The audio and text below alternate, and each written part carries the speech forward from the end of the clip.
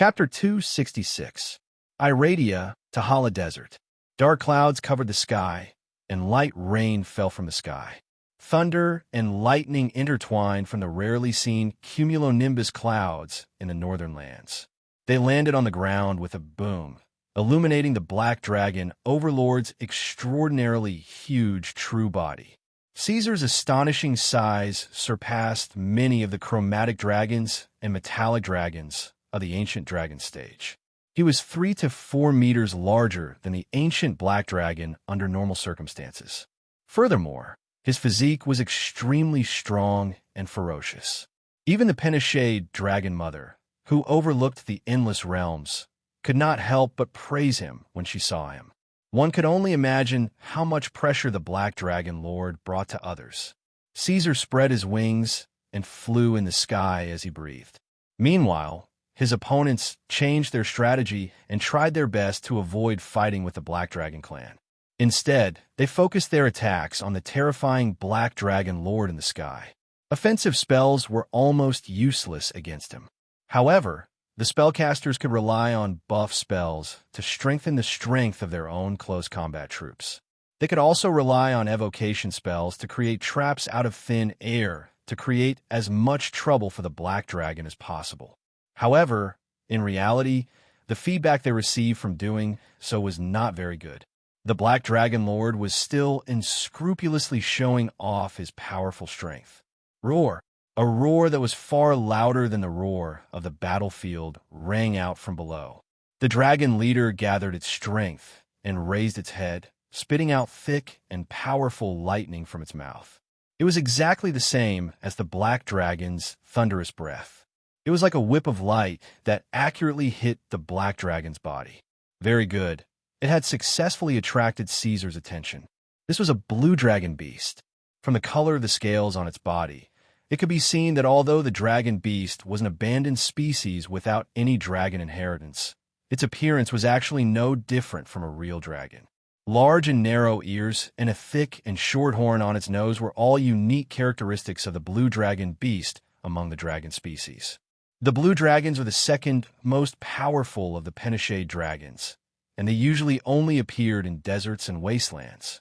In the entire northern lands, the Tahala Desert was the best breeding ground for them. Many blue dragons would willfully lay their eggs here, and the hatchlings would be mercilessly abandoned after hatching. Then, the weak mailer would take advantage of them and take them all in.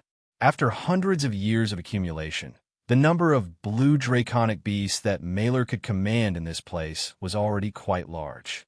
There were close to 30 of them.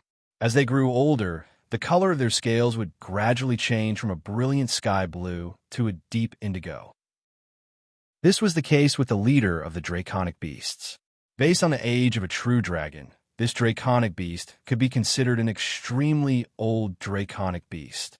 It should be the first draconic beast that Mara had taken in when they were in the north. The leader of the draconic beasts was not afraid of Caesar's draconic aura. It bared its fangs and stared at the black dragon. Its skin crackled due to the strong static electricity reaction. This was a characteristic of true dragons with bloodline power, and it would greatly increase as they fought and became angry. It could be said that because it was valued by the god of the hunt, and in the process of continuous training and guidance, this draconic beast performance, in some aspect, was close to that of a real blue dragon. Unfortunately, these draconic beasts did not even have the qualifications to fight Caesar in close combat. As soon as it opened its mouth, the bright lightning once again rushed towards the black dragon. Then it was instantly broken by the huge black dragon. The lightning that pierced through the sky directly struck the right claw of the black dragon. However, Caesar did not show any signs of being hurt. Instead, he showed a deep majesty. The roars of the blue draconic beasts were covered by layers of low and hoarse voice, royal power. As Caesar whispered, the draconic beasts around suddenly found that no matter how they flapped their wings, the god-given levitation spell and the wind in the air could no longer drag their bodies. These pathetic draconic beasts fell heavily to the ground and roared angrily. It was not that the god-given spell had lost its effect, but that they were bent down by the terrible gravity. The effect of the order did not stop there. His royal authority was also rapidly spreading outwards. An unprecedented gravity acted on all life. With Caesar as the center, circles of black blood believers and beasts were crushed to the ground. They roared hoarsely, but could not move. Looking down from above, this scene was quite spectacular. The royal power domain continued to expand. Since he had mastered the power of psionic powers, Caesar could gradually control the strength and range of the command ability. All that was consumed was spiritual power. As long as he did not use too much strength, this method was very cost-effective. The power of the psionic black dragon was beginning to show. Unfortunately, this scene did not last long. The reason was that God had descended. Damn reptiles, lizards. A crazy laughter sounded from behind, dispersing the dark clouds. 2 rows of black blood believers walked out and knelt respectfully, welcoming their master slowly. I gave you a chance, but you dare to offend the followers of God. I will not forgive you. I will twist your head off and turn it into a sacrifice. I will roast your flesh with the flames of hell and use your despicable organs to feed my dragon believers. This time, Mailer was not as weak as before. Almost in an instant, like a bullet piercing through glass, the god of hunting used his divine power to destroy the black dragon's royal power domain. Although it was the same as before, the god of hunting had prepared a suitable body for himself this time.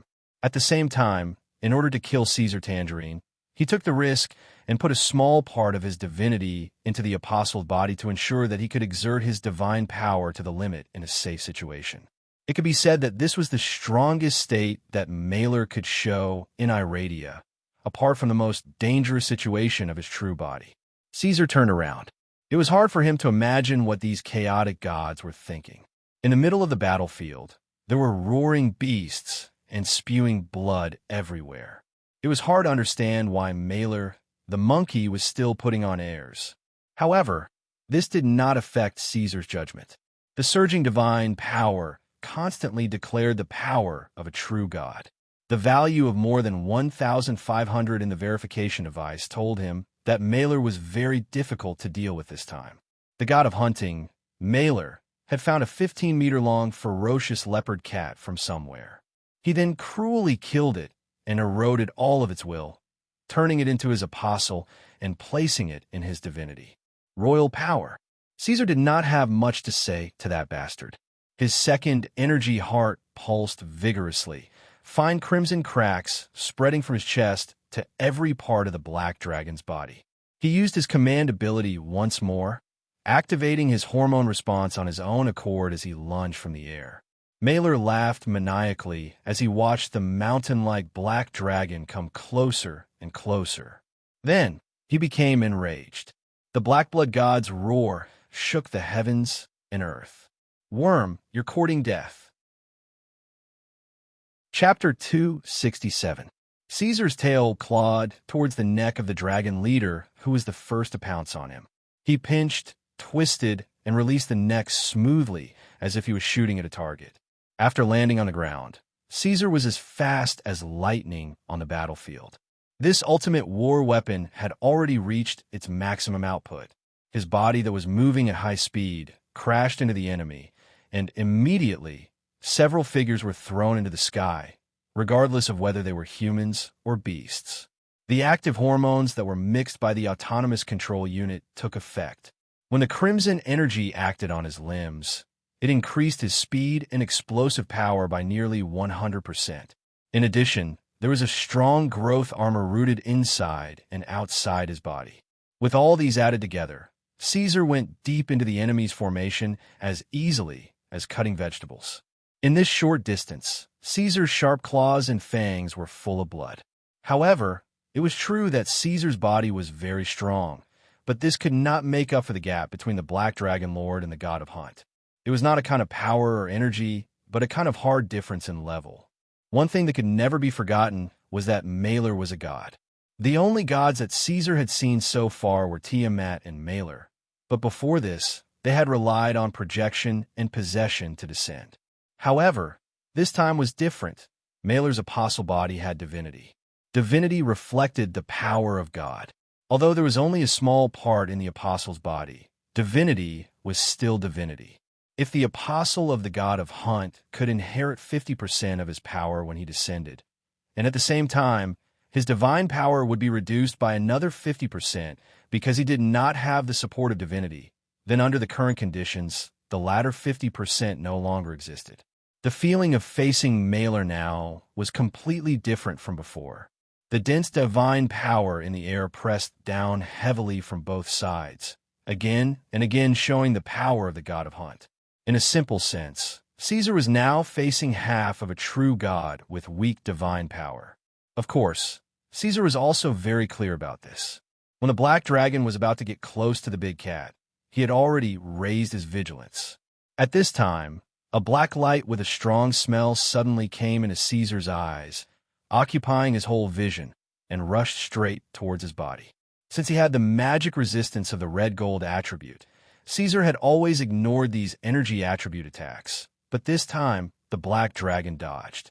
There were many incredible joints on the black dragon lord's body. His huge body was nearly 25 meters long, but he was as flexible as a small fish.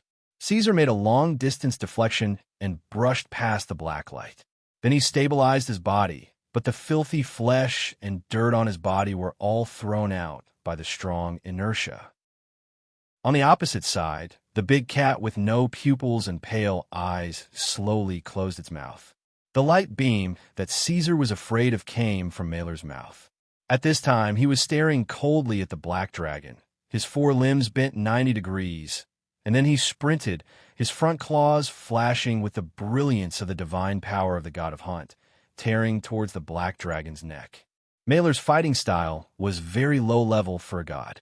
Powerful gods did not need to fight like this at all.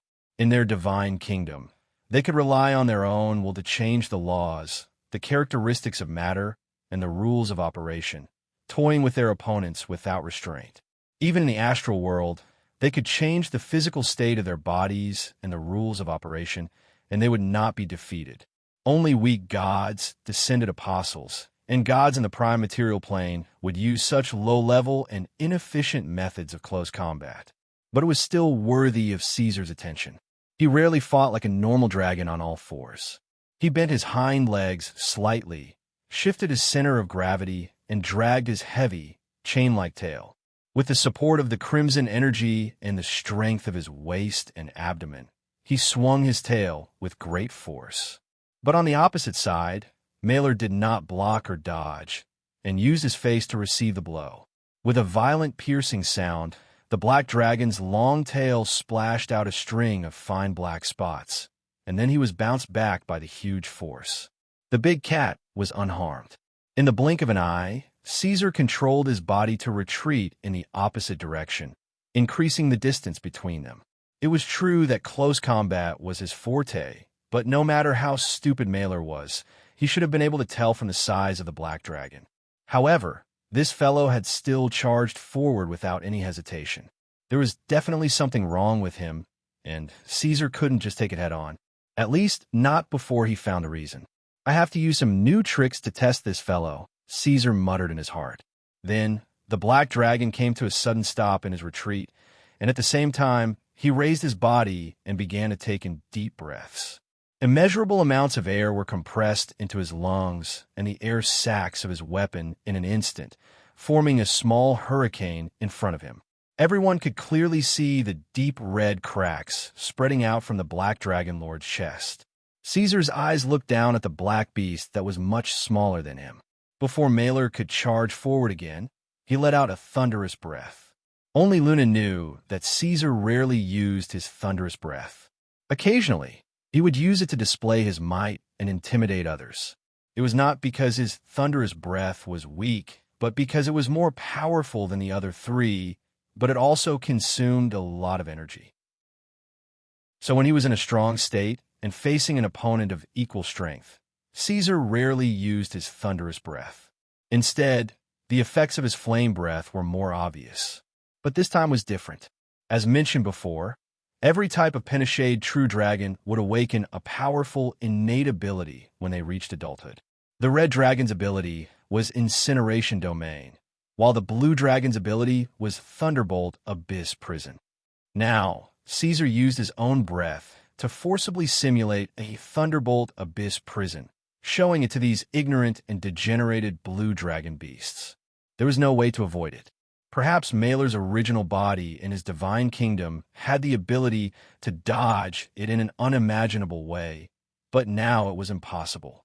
The big cat in front of the Black Dragon Lord could only take it head-on. Compared to fire, the powerful thunderbolt also brought an intense heat, and its destructive power was more powerful. The thunderbolt that pierced through the sky rushed straight towards the big black cat, causing a violent explosion on its body. The shockwave swept through the surrounding area that was already empty. However, the god of the hunt itself was not affected. Even in the dazzling white light, Caesar's dragon vision could clearly see that the big black cat was once again resisting the attack. The edges of its body were bursting with countless tiny black spots, just like when it blocked Caesar's tail flick. These things blocked the breath and prevented the thunderbolt from directly acting on Mailer's body. I see. Caesar understood. This was something brought about by the divinity in Mailer's body, relying on divine power to take effect. It was not like the colorful magic barrier or magic shield that could be used outside the body. Its effects were unknown, but it was exceptionally outstanding. The reason why Mailer dared to get close to him was probably because of the existence of this thing. After discovering this, Caesar stopped his breath and looked at Mailer, who was proudly strolling towards him. This time, he did not retreat. His tail swayed and produced a metallic sound. He caught a black blood believer who was trying to sneak up on him from behind and threw him to the ground without even looking at him. Second round, the black dragon said as he stared at Mailer with narrowed eyes. Chapter 268. Caesar raised his head and pointed his huge, sharp, metallic chin at the black-blooded beast, ordering his followers to join the battle. This was a war, not a one-on-one duel. The black dragon would use all his strength to attack his opponent. He could not let Husky, Nero, and other powerful followers go just because the god of hunting was in danger. These guys were not Luna. Moreover, as long as the god of hunting was defeated, the war would basically be over. Soon, even someone as strong as Mailer felt a little tricky under Iradia's restraint. He did not want to deal with other guys at all, because this chaotic and evil god of beasts had an indelible hatred for the black dragon. He could not wait for the black dragon to die on the spot, and wanted to tear him apart immediately. However, it was undeniable that the followers of the black dragon were strong even among the legendary ancient dragons. These monsters were endowed with dragon bloodlines in some unknown way, and they were not afraid of the god of hunting at all. The harassment they caused was not small. Change the target, you bunch of idiots, trash, and scum. Stop his followers from me. Finally, the god of hunting couldn't help but roar and curse. He originally planned to let his subordinates focus on attacking the black dragon and get rid of this damn reptile as soon as possible. However, they didn't even cause a little damage to the black dragon lord. He had no choice but to give these idiots another order. Although they could not even defeat the followers of the black dragon, if they tried their best, it should not be a problem to delay and resist for a while. Mailer's purpose was only to kill Caesar. Thus, after a period of delay, the situation was once again back to square one. But in this time, the black dragon had already thought of a way to deal with Mailer. Caesar exhaled a puff of white mist in the cold night. He looked at the big cat's cold and sharp teeth that were glowing with black divine power. His expression did not change. He was adjusting his breathing and state so that his body could better capture every detail. The second round that the black dragon had mentioned had really begun. The god of black blood rushed forward madly without the demeanor of a god. 5 minutes later, the sharp claws and fangs attacked again. The big cat appeared almost next to the black dragon's body, leaving no room for Caesar to maneuver. The blood-stained claws hit Caesar's armored scales again, and then tore them apart under the effect of divine power. A string of bright red dragon blood splattered. By the time Caesar counterattacked, the black blood god had already disappeared. The black dragon turned his head and stared at the dark curtain around him with his red eyes. He had lost count of how many times this had happened. His body was covered in wounds, and the soles of his feet were covered in thick scales that had been torn off. If it weren't for the fact that his physique was far superior to that of a true dragon's, he might have already collapsed to the ground. Hunting track. This was an unremarkable ability of Mailer's hunting divinity. It had a high-level concealment effect and allowed him to teleport within a small area. It sounded good, but in reality, it was a useless divinity to a true god. However, in the material plane, when facing the black dragon, this ability was exceptionally useful. The big cat appeared and disappeared unpredictably, like a ghost. At the same time, it was incomparably fast. Mailer was well aware of the black dragon's strength. He retreated without any sluggishness and was difficult to catch. Caesar had no way to deal with him. Roar! The black dragon roared, his dragon's roar piercing through metal and stone. The big cat's right claw cut into his shoulder blade, tearing apart the scales and armor and gouging out a large piece of flesh. Pain seeped into his bones, and blood spurted out like a fountain. Then, the automatic control unit quickly locked the blood vessels and blocked the pain. In this seemingly short, but actually long 5 minutes, Caesar had paid the price of injury by trial and error. At this moment, he had gradually grasped some of Mailer's habits and methods of attack. Now, he was trying for the third time to predict the direction of Mailer's attack. This time, he succeeded. Caesar had successfully timed Mailer's appearance. Got you. When Mailer tore apart the flesh on Caesar's neck again, his body was caught for half a second by the tail that had appeared prematurely. Dustless Land. The attack system that Caesar had practiced dozens of times in his mind was activated. The moment the law ability took effect, the spotless land that had always been unstoppable was unable to break through the black halo around Mailer's body. That was divine power.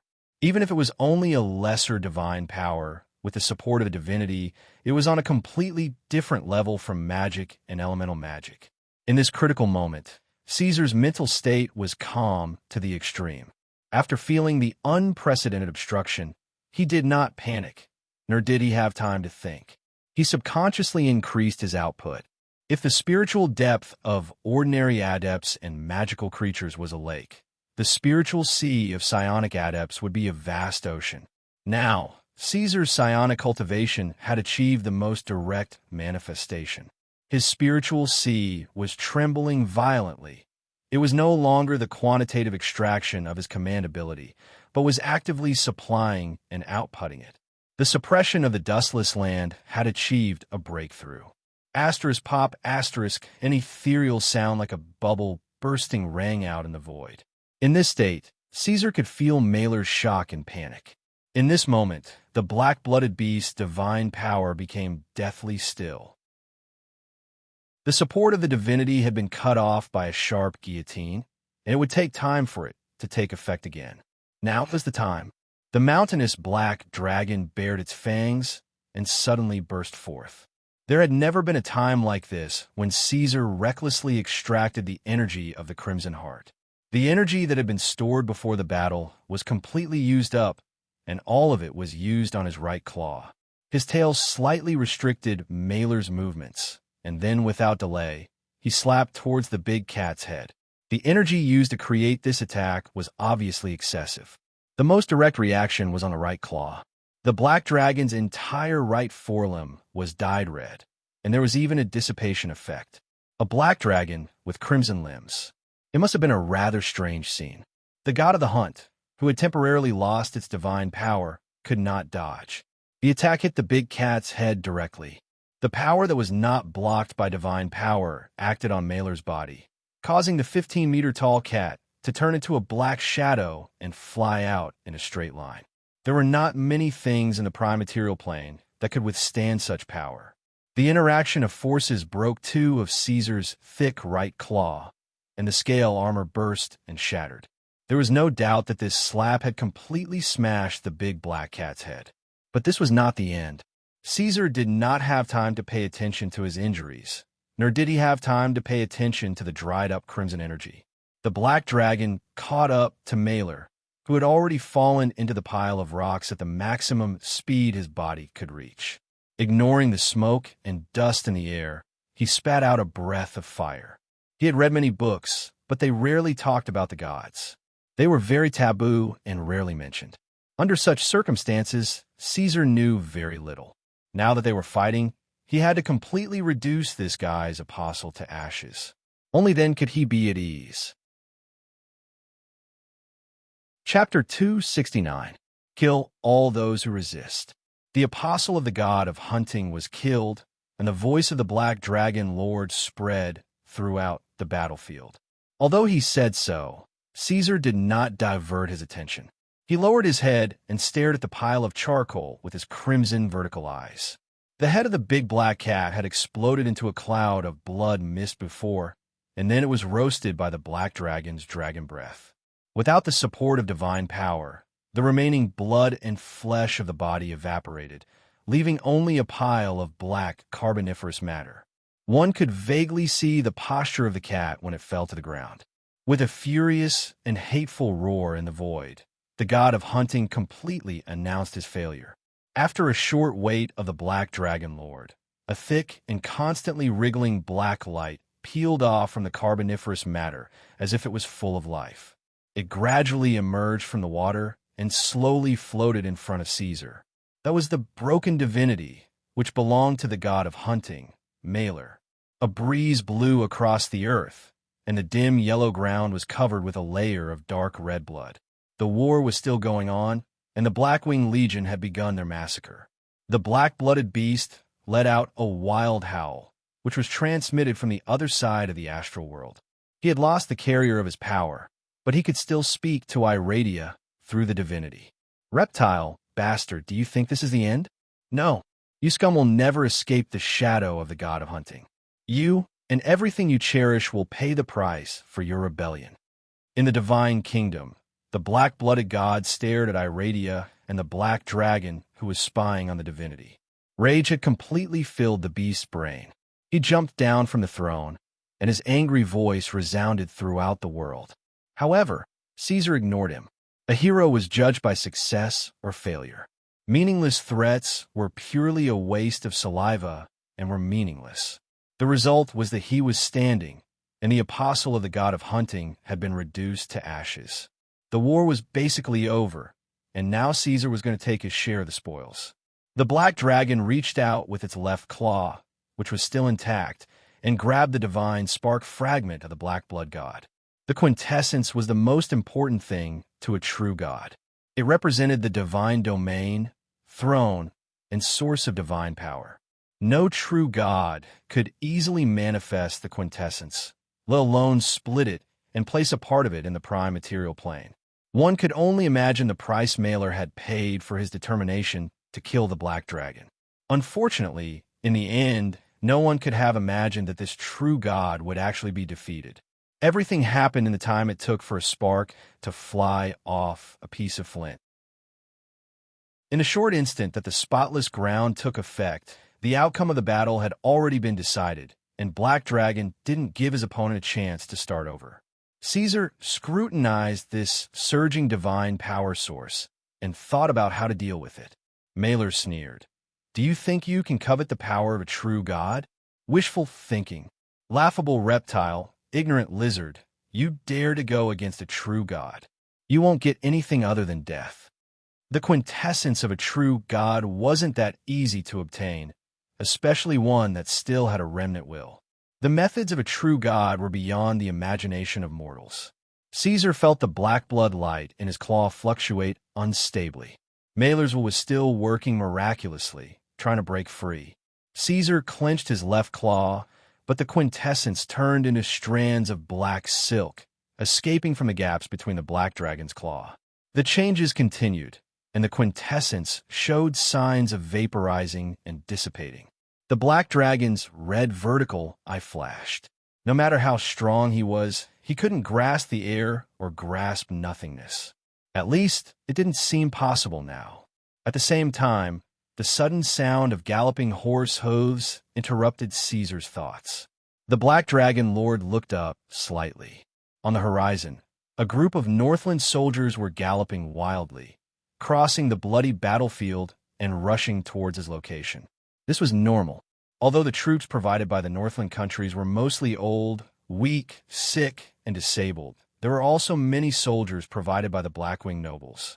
There was no lack of ambitious people who planned to follow behind the Blackwing clan and take advantage of the situation in order to advance in rank. Looking at them, it seemed like they had something to report to the Black Dragon Emperor. Under normal circumstances, Caesar would at most glance at them and ignore such soldiers. But it was different this time. In the verification device in his right eye, the comprehensive ability value of this group of people was clearly displayed. None of them had a combat index lower than 800. In other words, this group of humans were all legends. Oriole. Caesar stared at them and whispered softly. The feud between the Black Dragon Lord and the god of hunting had long been spread by the propaganda department of the Blackwing court to more than half of Iradia.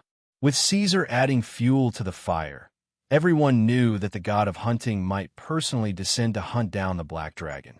Although in the end, Malor was still forced to admit defeat and did not dare to descend to the mortal world with his real body, the abnormal behavior of the Black Blood believers and the Blackwing court's undisguised war mobilization definitely could not escape the attention of observant people.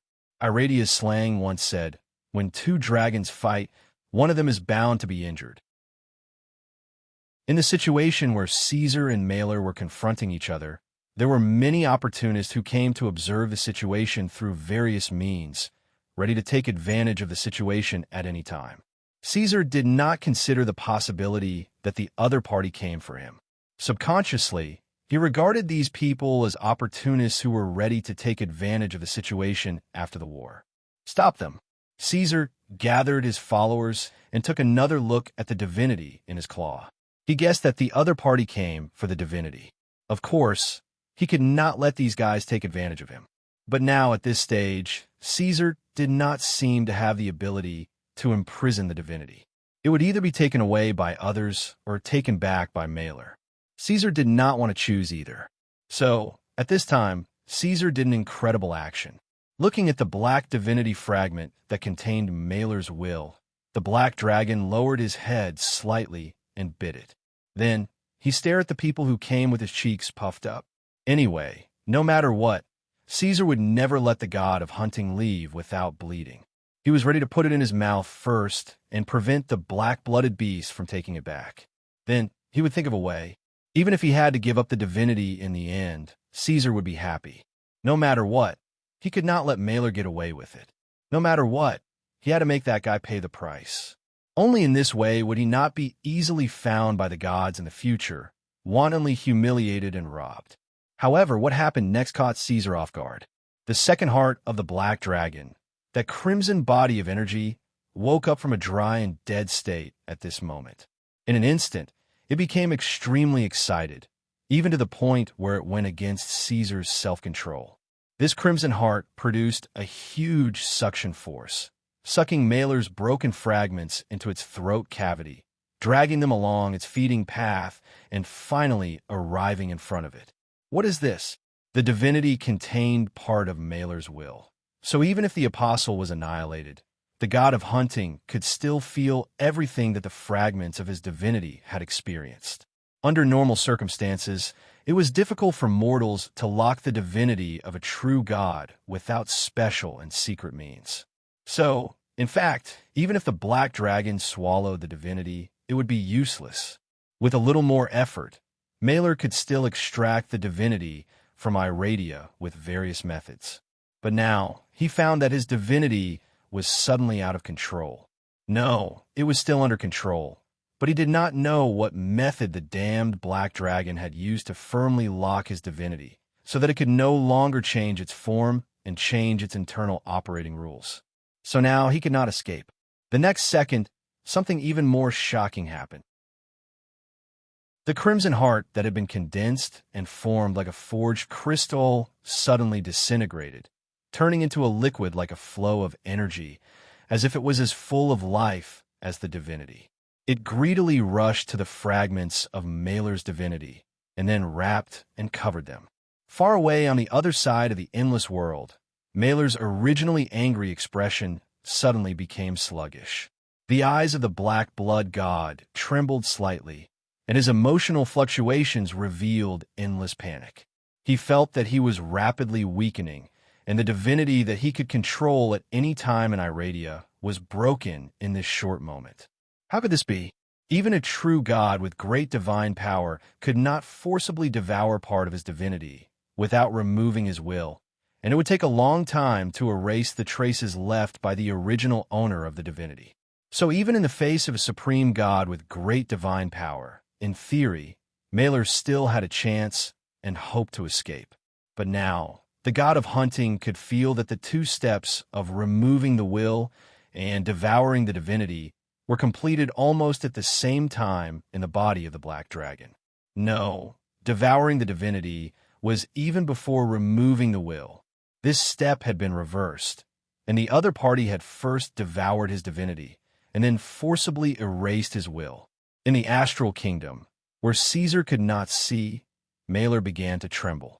It was hard to imagine that a true god would tremble in fear in his own astral kingdom. As one of the first original gods who had been given divinity by the god of creation, even if the god of hunting was quite down now, at least he had been incomparably glorious in the past. He would not be so weak as to tremble in fear because of the loss of a small part of his divinity. After all, in the process of gradually falling to the level of a weak divine power for endless eras, he had lost enough, and it was simply a common occurrence.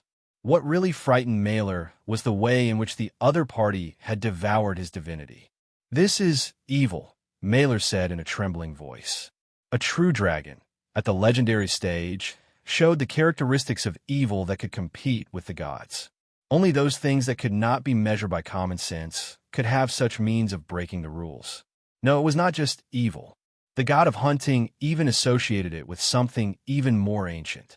Endless eras ago, it had fought with the gods endlessly and was finally driven out of the astral kingdom by the god of creation, Ao. Chapter 270.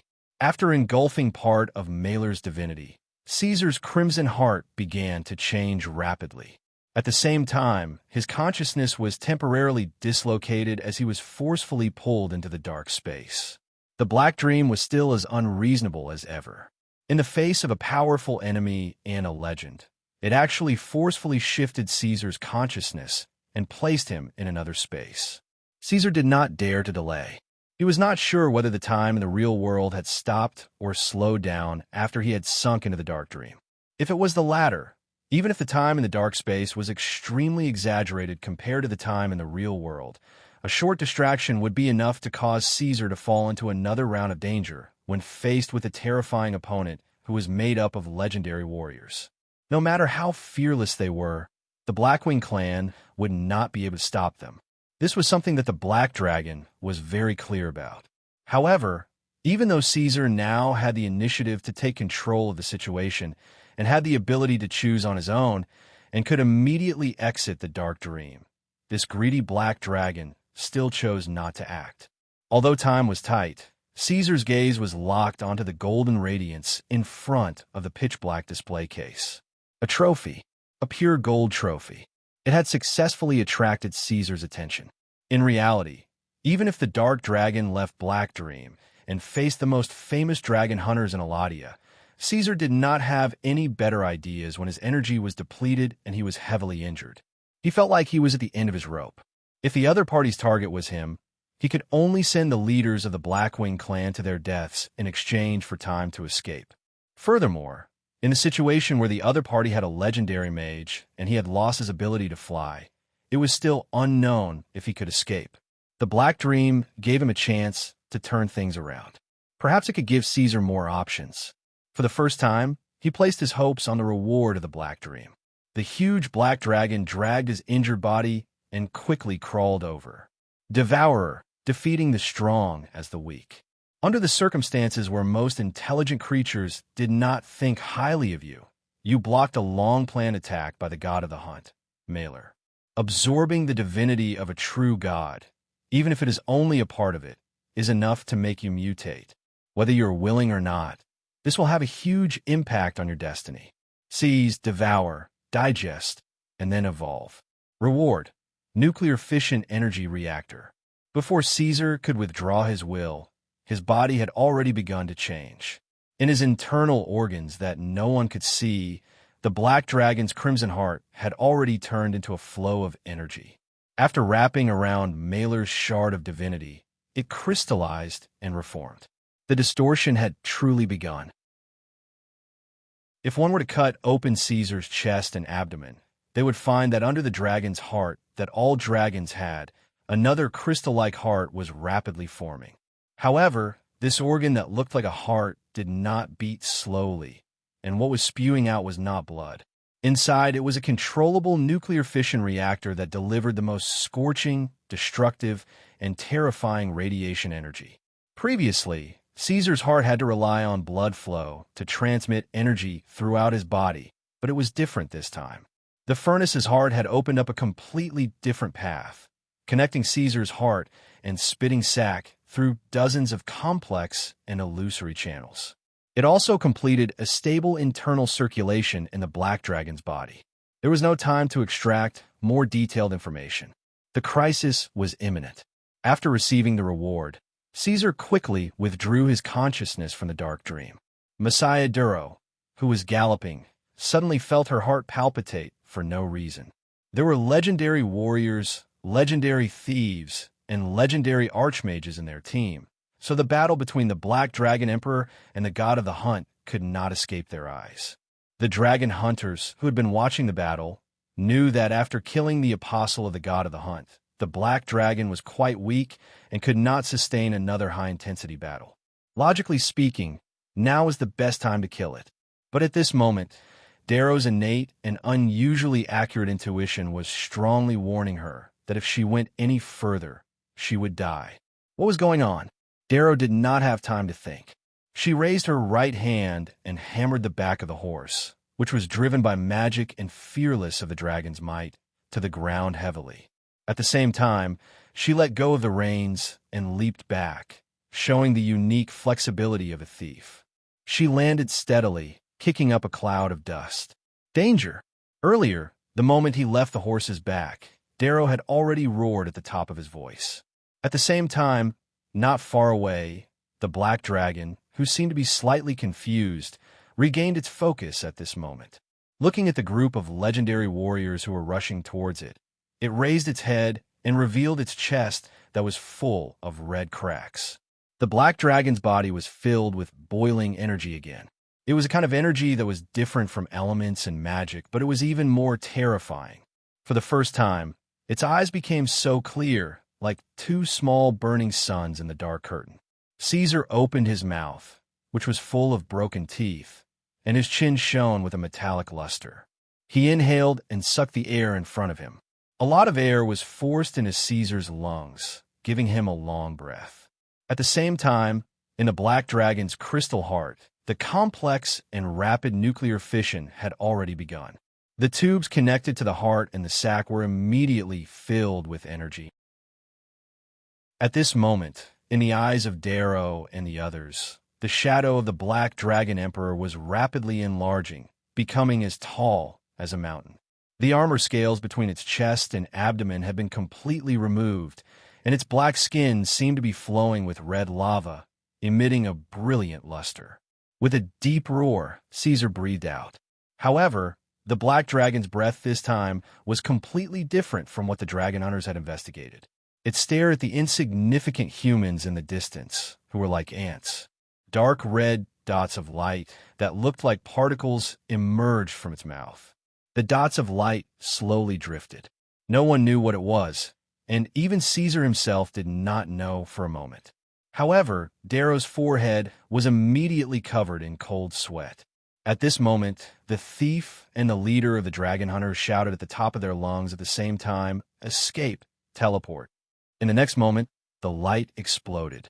If one looked at it from the side, the Black Dragon Lord's mouth had spat out a dark red beam of light. At first, it was only the size of its mouth, but in the middle, it became incomparably huge. It swept straight towards the legendary dragon hunters who were gradually approaching. Everything it touched along the way exploded violently. The high temperature and high energy reaction spread rapidly, and a shockwave swept away the dark clouds above the Tahala Desert.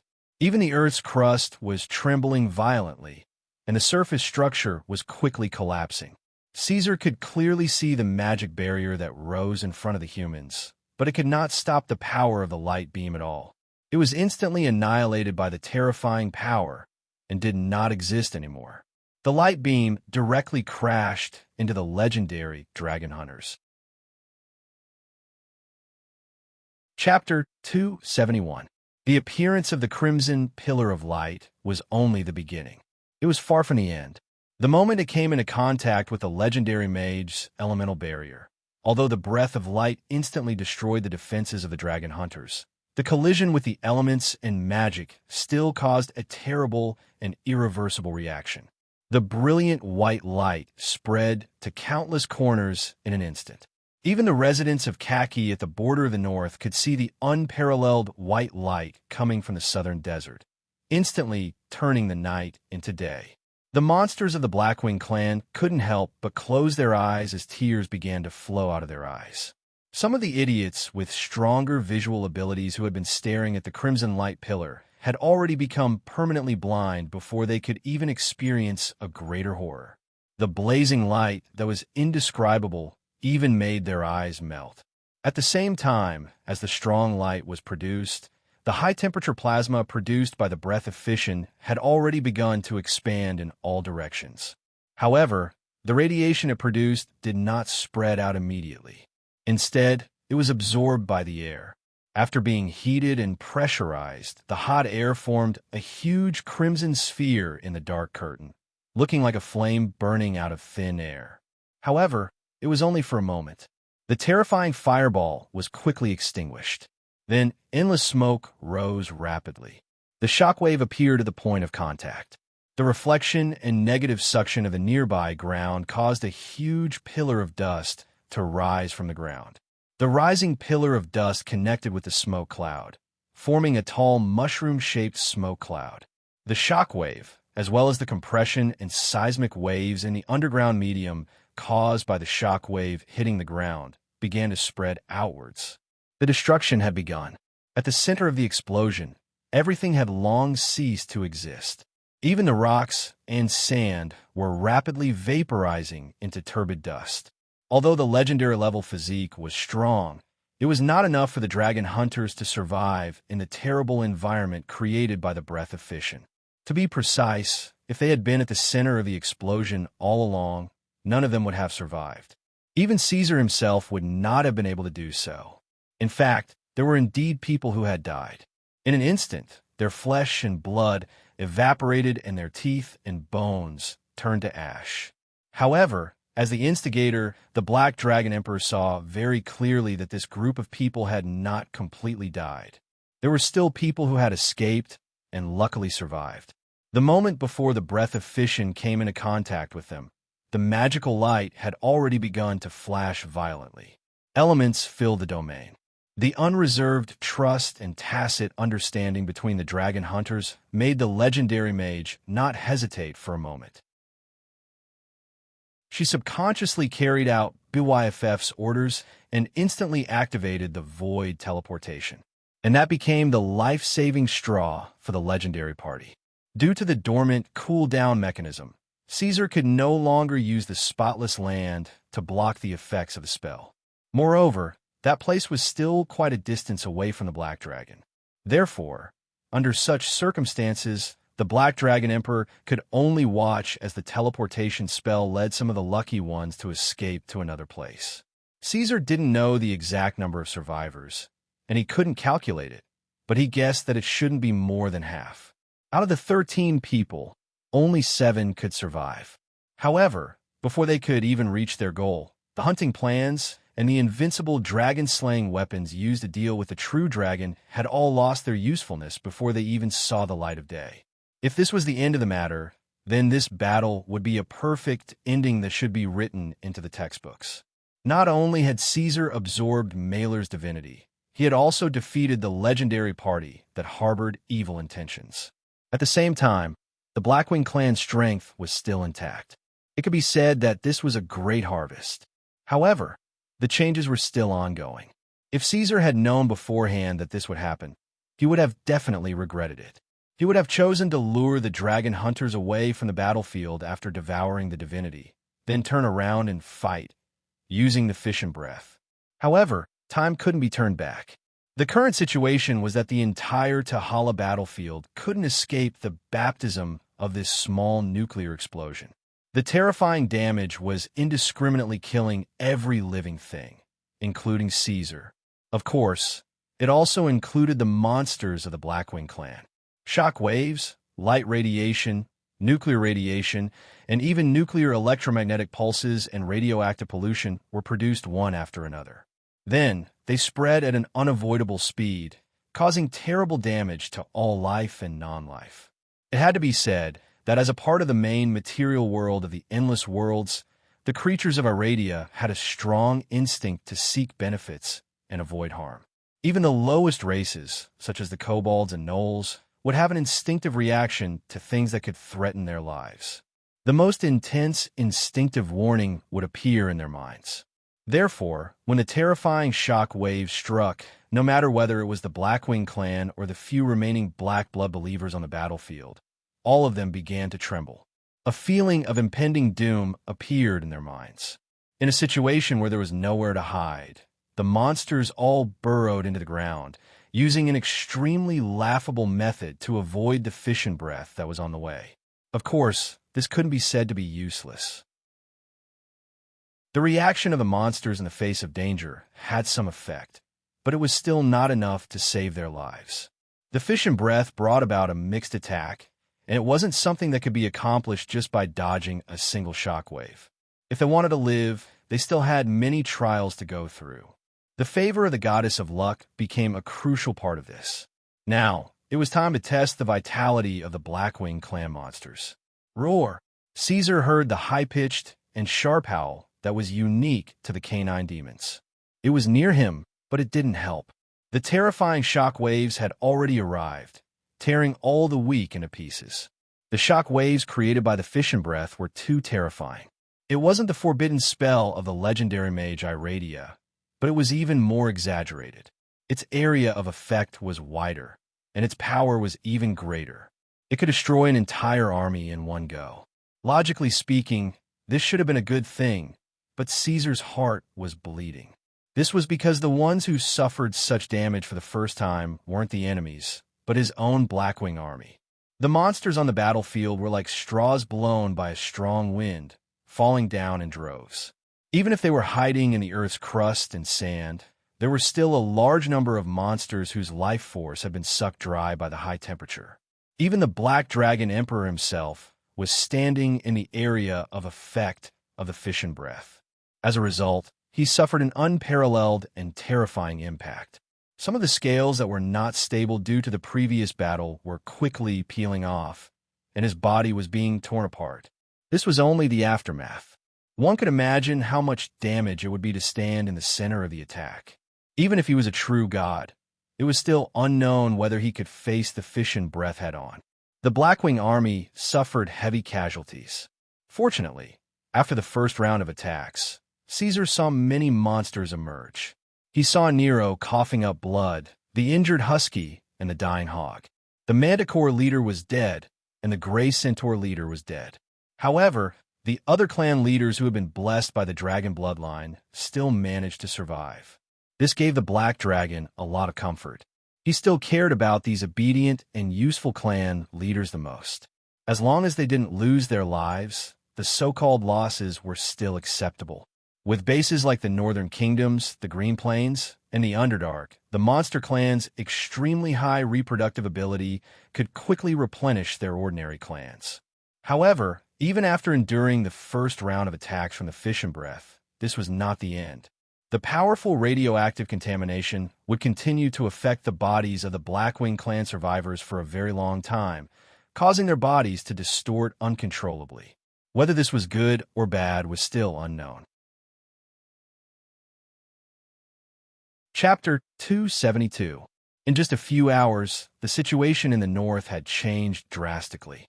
The Black Dragon Emperor had displayed unimaginable power. Not only had he defeated the apostle of the god of the hunt, but he had also suddenly erupted at the end of his tether, annihilating half of the legendary party with a single breath. Only a few of them had managed to escape. It sounded awe-inspiring, but Caesar knew that his fission breath had killed more than 80% of the Blackwing's kin that he had sent into the battlefield, causing the power of the Blackwing's nest to drop to a freezing point and enter a long period of weakness. At the same time, Caesar himself was not in good condition.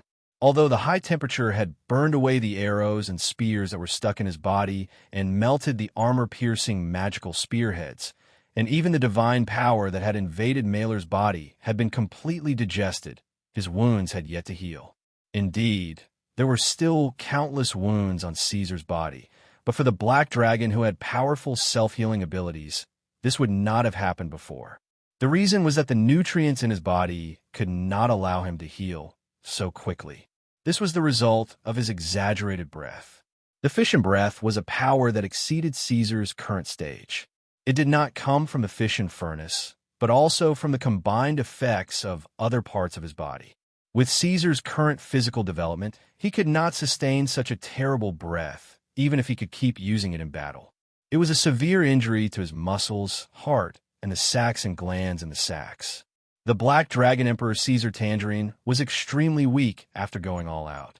Although there was still powerful energy in the furnace to support his flight, he was still extremely weak.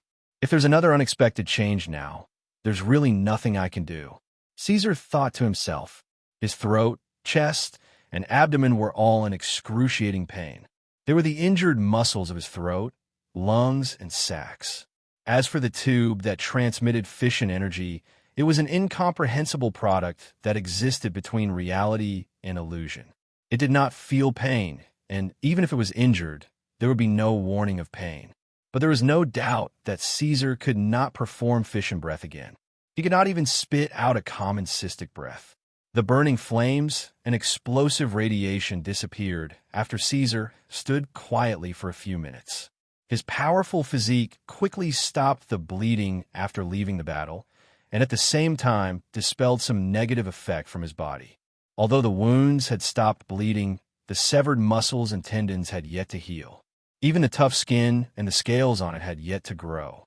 Huge wounds were all over Caesar's body, and the dragon who had lost many of his scales looked like a plucked rooster.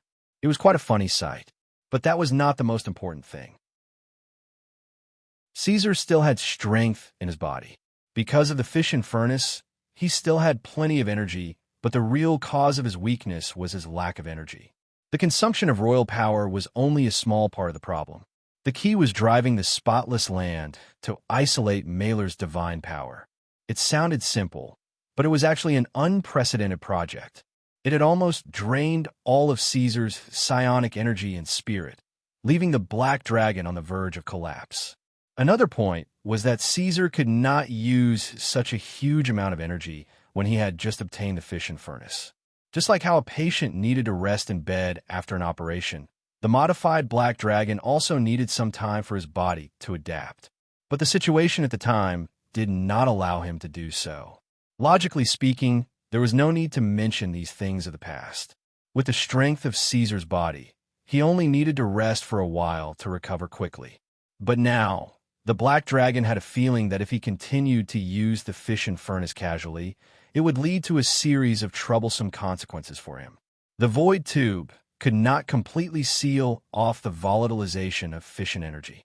As the furnace rooted in Caesar's heart continued to work, the energy full of radiation and destruction continued to accumulate in the Black Dragon's body. In just a short period of time, Caesar could feel obvious changes.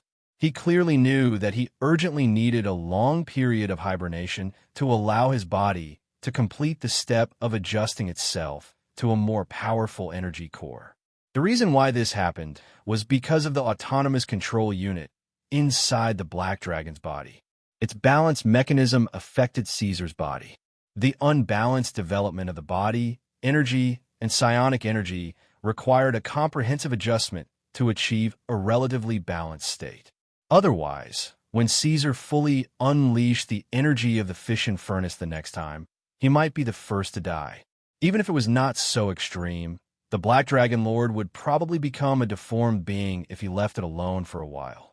As the Black Dragon gradually grew, he became more and more aware of the importance of the autonomous control unit. Although the ability of the Black Dragon was not of a high level for him right now, it could be called one of the foundations of the Black Dragon. The sooner he adapted, the better. In other words, the Black Dragon had to enter hibernation as soon as possible. After all, Caesar was still selfish. Moreover, he did not feel that he was very noble. After realizing the problem with his body, the Black Dragon no longer had the mind to care about the severely injured Blackwing clan leader. After barely comforting Hog with a few words, Caesar returned to the Blackwing Palace first and told Luna that he was about to enter hibernation. Then, under the little fellow's doubtful and wrong gaze, he sternly told her to try not to get close to him this time, because even the Black Dragon did not know what kind of changes he would undergo this time and how long this hibernation would last. Caesar fell asleep in the depths of the Blackwing Palace, but time continued in Iradia. The plan that Malor, the god of the hunt, had set up in Iradia was completely ruined. The believers that he had painstakingly gathered and trained were almost all wiped out. At the same time, he had also lost part of his own divinity. The Eladian dragon hunters were in the same boat as the Black Blood god. Not only did BYFF and his team suffer the first defeat in history, but they also suffered an unprecedented blow. All 6 of their legendary tier members died in the battle. Even the empire where the sun never sets could not take it, let alone the dragon hunters. On the other hand, the Battle of Tahala was watched by many people with intentions. Many powerful creatures observed everything that happened in the northern desert through various means. The power that Caesar Tangerine had displayed in this battle was enough to give these creatures an unforgettable memory. This unimaginably strong, dark black dragon that often showed dark red finally became famous in the Iradia continent, leaving a legend for himself in the Book of Giant Dragons. This black dragon, who was praised as the Dragon King and Black Emperor, had finally stepped onto the stage of the entire world. And the so-called world did not only refer to Iradia. Chapter 273. In the treasury of the Blackwing royal court, Caesar looked like he was dead. He was lying motionless in the dragon's nest that had been converted into a soft shack. Around him were stacked gold and gemstones. This was the standard environment for a true dragon to hibernate. This young black dragon now looked rather frightening. Those who did not know would think that this was an undead dragon or an ancient dragon that was about to die of old age. Caesar's entire body's nutrition had been sucked clean by something. His muscles had shrunk rapidly. The dry dragon skin under the dragon's scales stuck to his bones, as if the scales were forcefully wrapping around a dragon's bones. The 25-meter-long black dragon was lying on the ground like a small mountain. His muscles had shrunk. Even his originally huge head was only left with a shiny chin that had not changed. The rest had become as terrifying as Garen's and Blakesia's skeletal faces. Speaking of Garen and Blakesia, these 2 dragons were not arranged to enter the Tahala Desert. Hence, their condition was still relatively good. It was worth mentioning that although Caesar did not particularly like these 2 young dragons, he actually had to thank them this time. In a situation where the Black Dragon Emperor had fallen into a deep slumber and the Blackwing clan had suffered a great blow, the 2 little dragons had stood out, holding up the great banner of the royal court and doing their best to maintain the order of the various countries in the northern lands. They had also suppressed the turbulent situation and punished and hanged a large number of traitors who harbored ill intentions. Due to their nature being castrated, the 2 young dragons did not have as strong a desire for power and wealth as before. They would definitely grab a handful of gold coins from the taxes. However, in terms of their actions and the direction of the allocation of wealth, they still adhered to the Black Dragon Emperor's previous guiding ideology. This was quite fair to dragons, especially the Penishade dragons. Caesar's breathing was long and slow. If one did not stay beside him and stare at him for a long time, one would even think that this black dragon had died. In a deep sleep, the physiological needs of dragons would drop to an extremely low level. Of course, their strength would also be greatly reduced. This was also the reason why dragons had to find a place to hide during their hibernation period. As time passed, the dust on Caesar's body became thicker and thicker. About a year later, as no one dared to come in and take care of him, the black dragon's originally bright black body was covered with a layer of gray. This fellow's body was still thin and shriveled, but it was growing at a speed that could be seen with the naked eye. Now, it had exceeded 28 meters. In the second year, Caesar's body had reached the 30th level. This was normal for red dragons and blue dragons. Ancient red dragons and ancient blue dragons could easily reach this size, or even larger. However, the black dragon was different. For such a small dragon species, 30 meters was a threshold that was very difficult to cross. Some of the average black dragon and white dragon would never be able to cross it in their entire lives. Caesar, however, breezed through this phase in a single sleep. In the 2 years of his slumber, the news of the failure of the dragon hunter who had hunted Queen Oxia had spread throughout Iradia. At the same time, the name Black Emperor became a legend. Caesar Tangerine instantly stole the limelight and became the most active crown of true dragons in the world. In the year 1649 of the second era of Iradia, which was also the third year after Caesar fell into a deep slumber, the breathing of the Black Dragon Emperor finally began to quicken. Flames and electric arcs rose from his gigantic black body, and streams of particles that could not be seen by the naked eye continued to appear. Under the dust, his body that was originally just skin and bones gradually began to fill up. However, he still had not recovered to his previous strong state. After that, Caesar's breathing once again became slow and no longer emitted draconic aura. However, the temperature of this guy's body began to gradually rise, and the dark black scales gradually turned dark red. Then, the emerald floor beneath him began to emit wisps of black smoke and began to melt. If someone were to face the Black Dragon Emperor at this time, they probably wouldn't be able to stand in front of this dragon and escape from their fear. Finally, after another year, at the entrance of the Blackwing Palace, a powerful roar suppressed the violent thunder of the storm, and a huge black figure appeared at the top of the Blackwing Palace at the same time. After 3 long years of slumber, Caesar Tangerine finally completely recovered his strength and even reached a higher level. The Black Dragon Emperor now looked about the same as a normal black dragon. Although his voice was full of energy, he didn't look good at all. He was skinny, and his body was covered in dust that had condensed into long hair. The bottom color of the dust was gray, but after being heated by Caesar's body temperature, the bottom end was dark red.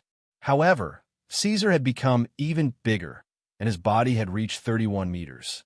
With such a length, even among the Black Dragon clan and the entire Endless Domain, he could be ranked at the top.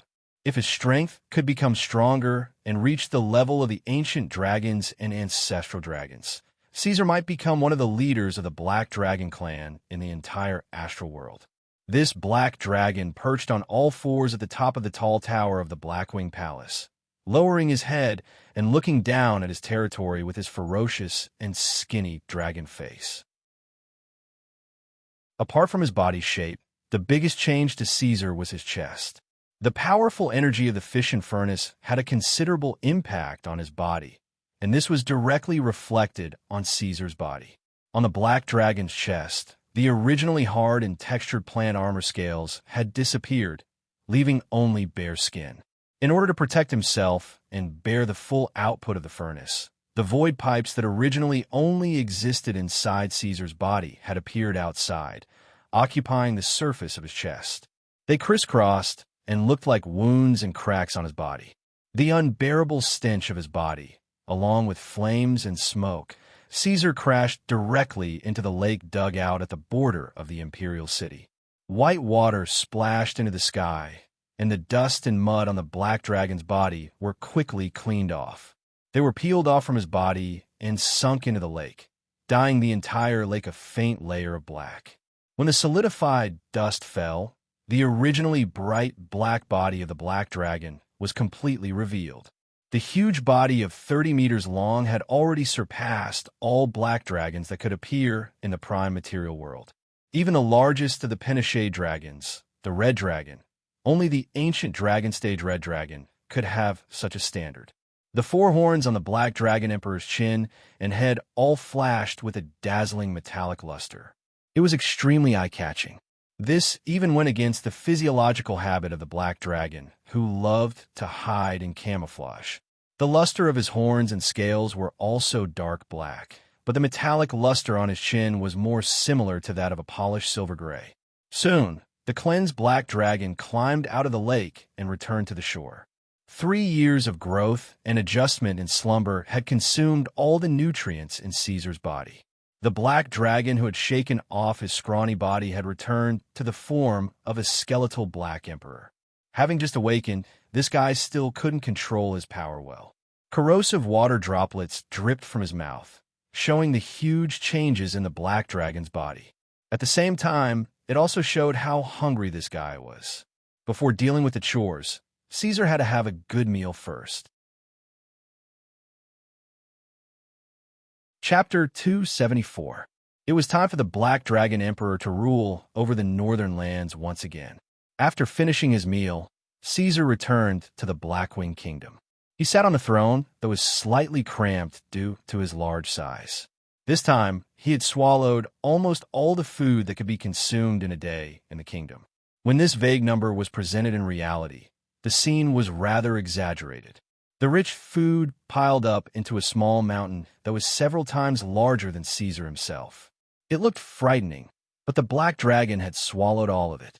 On the other hand, Caesar digested food and absorbed nutrients at a rather fast speed. When he was halfway through his meal, the muscles on the black dragon's body swelled up at a speed visible to the naked eye. It was like a balloon that had been filled with air again. The black dragon lord quickly regained his strength. Compared to before, he was even stronger. At this moment, Caesar stared at the clan leaders who had been summoned.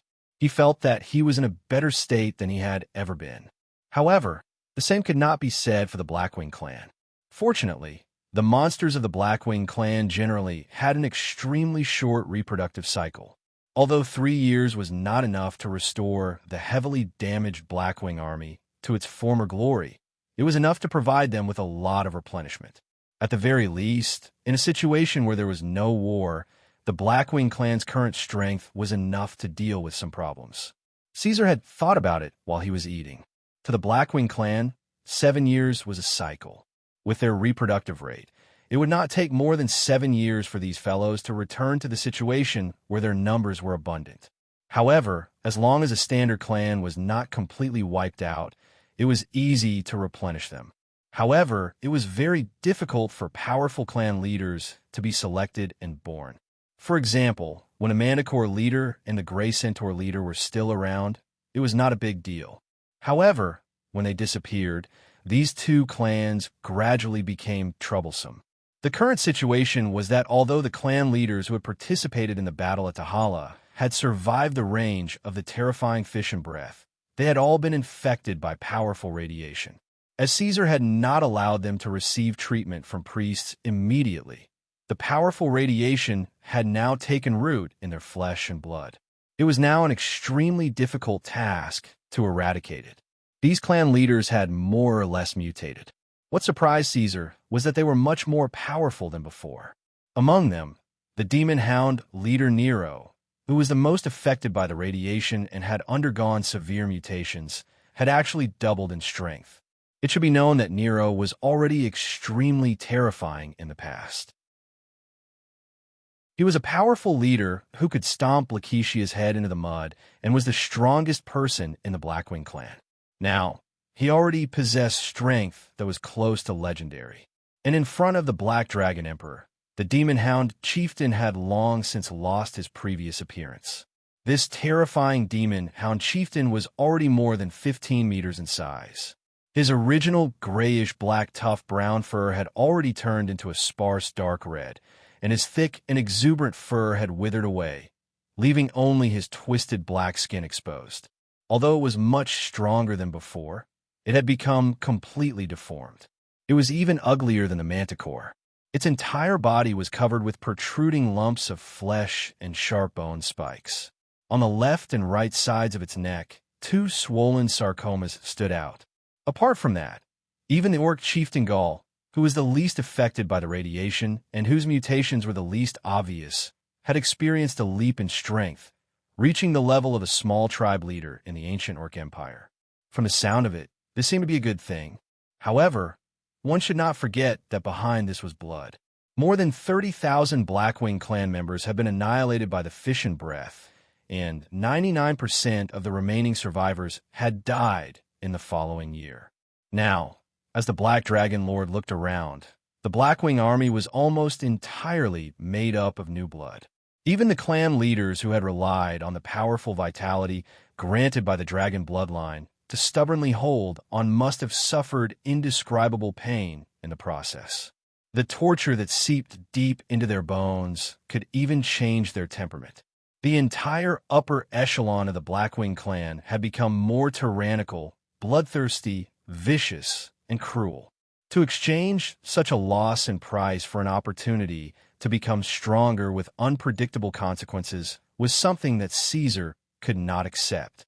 He would not use this method to increase the strength of his subordinates, at least not at this stage. Iradia, in Caesar's understanding, mostly did not have battles that were rejected by the material world. The large-scale battles here were mostly group battles that relied on military strength. Under such circumstances, if Caesar's Blackwing Empire wanted to gain a foothold, it would be in a long-term state of constantly encouraging reproduction and creating a new population. Staring at these clan leaders whose appearances had changed even more than his own, Caesar could not help but frown. "Og," he said habitually, "give me a summary of the current situation of the Blackwing clan." The losses of the Blackwing clan 3 years ago are now rapidly being replenished. The logistics bases in the Green Field, the Wild Field, and the Underdark are rapidly filling the gap in strength. It is estimated that in the next 3 years, the Blackwing clan will be able to return to its previous state, Your Majesty. Although Hog was also a lot stronger, he looked skinny. The brown hair all over his body had also fallen off, and the remaining few were dyed with a layer of dark red. Even for the Blackwing clan, which had an amazing reproductive ability, it would take at least 6 years to recover from the losses caused by a war. According to Hogg's tone, this speed seemed to be fast. One could imagine how great the losses caused by Caesar's fission breath back then were. And this was only the sharp decline in population. Hogg did not mention the hidden losses in economic development, integration, and so on. The Knoll leader hesitated for a moment and continued to add, "In addition, after Dahala, our bodies were implanted with a terrible negative energy. In the beginning, it had an unstoppable strong erosion on our bodies. Although it is stabilized now, it still affects us all the time. The increase in combat ability, the change in appearance and body shape." After hearing this, Caesar pondered for a moment, looked at the twisted and distorted knolls, and asked, "Other than that, what other effects are there?" "Vitality. Apart from us, the other lucky survivors of the Tahala Desert all died one after another in the past 3 years, including the leader of the Flying Ape tribe. His life force also withered in the 2nd year." Hogg gave a simple and clear explanation. "Other than us, the other survivors of the Tahala Desert died, one after another in the past 3 years. The us mentioned by the Knoll leader was the clan leaders who had been successfully endowed with the dragon bloodline and become a long-lived species.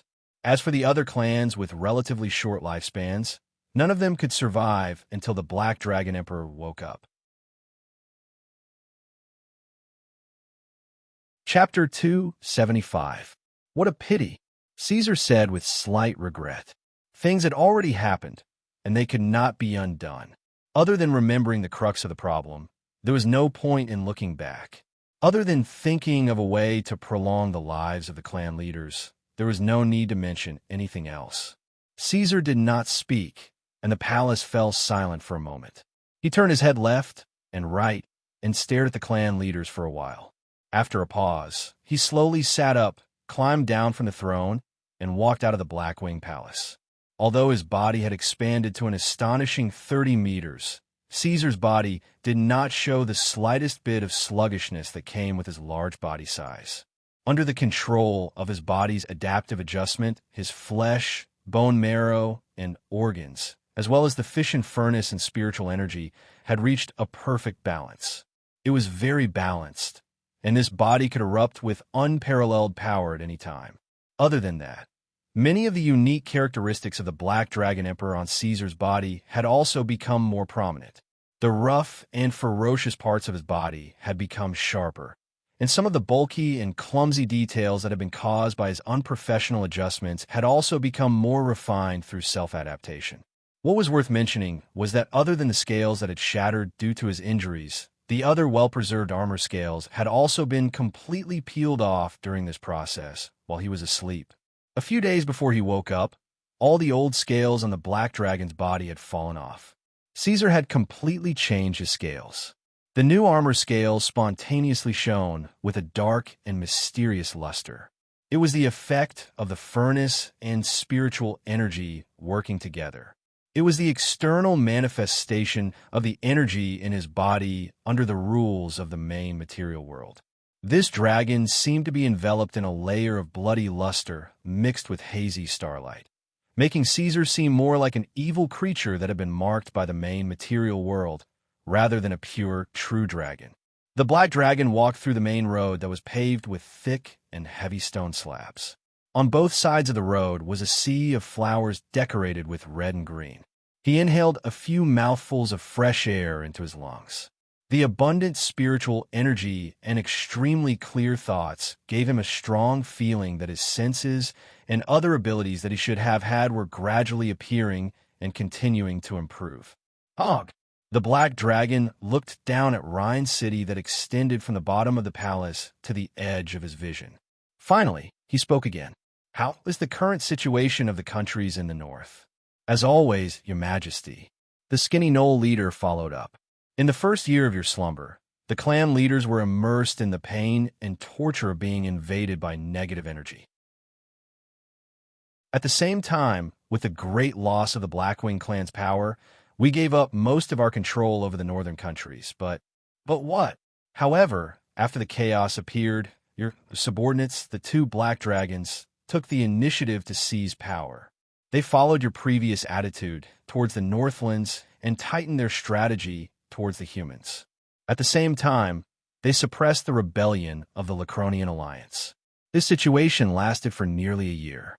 After that, the Blackwing clan's strength rose again, and the clan leaders' bodies stabilized and returned to their respective bases. The situation stabilized. Caesar thought for a while. The turmoil in the northern countries was not beyond his expectations. These humans were the conquered, not his own direct descendants. The years of rule by the Blackwing court was not enough to completely wipe out the resistance of these people.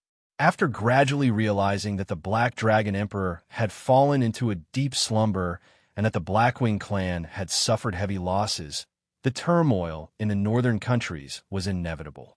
As early as the first moment after the Battle of Tahala ended, Caesar had warned Hogg that if the situation was not good, he should order the Blackwing clan to withdraw their power and defend the court. The Black Dragon was already prepared at that time. What he did not expect was that Garin and Blakesia would stand up to maintain stability at this time. It was not strange that they wanted to get their hands on power. However, these two fellows were actually able to follow orders and protect the overall situation, instead of brutally killing and acting recklessly. Things were done well. It seemed that the two little dragons were still somewhat useful. This matter planted the seed in Caesar's heart to form the Dragonmaw clan in the future. However, these were all long-term plans. Before that, since he had already awakened, there was no need to delay the establishment of the Blackwing Empire any longer. Caesar was deeply aware that the power of his spawn was far from enough. Mailer's apostle incarnation alone was enough to leave him battered, and he had to use all his strength. At this point, the Blackwing clan's power was no longer enough to support them to easily complete the orders that the Black Dragon Emperor had given them. Now, Caesar's own power had already completed a leap. He could not obtain a large increase in a short period of time. If he wanted to become stronger, Caesar's current method was to obtain more and stronger external forces. Therefore, on the second day after the Black Dragon Emperor had awakened, Caesar ordered the Blackwing clan and Blackshirt to increase the restrictions and control of various places. At the same time, the powerful clan leaders were stationed in the courts of various countries, preparing to carry out the plan of integration with the northern countries. His performance in the final moments of the Battle of Tahala had proven that Caesar's individual strength was already sufficiently powerful. After his deep slumber, Caesar believed that his current limits did not stop there. This meant that while he might not necessarily be a demigod, Caesar now definitely possessed strength that surpassed legends. And such strength, even when placed in the entire Iradia, could be ranked at the top of the active conventional forces. In other words, the Black Dragon Emperor's own strength had already given him enough authority to speak.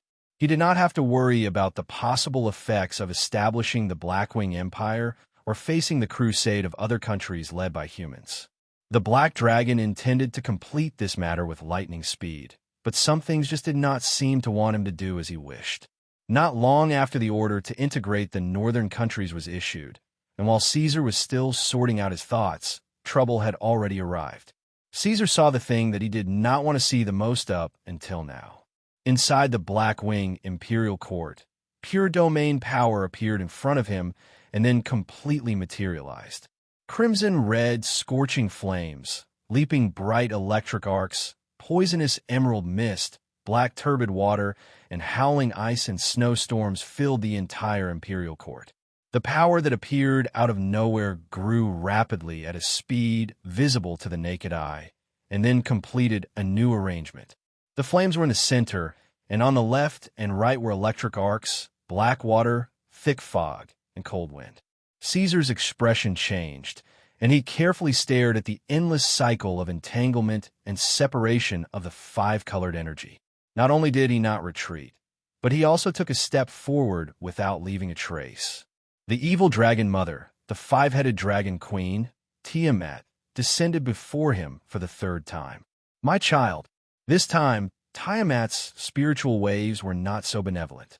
She stared at the strong and huge black dragon lord, and her words were as cold as ice in the depths of the polar regions. Tell me, what have you done? Chapter 276. Without any summons, the evil dragon matriarch descended in an instant. Colorful lights flowed in front of Caesar, and her huge dragon body occupied the black dragon's entire field of vision.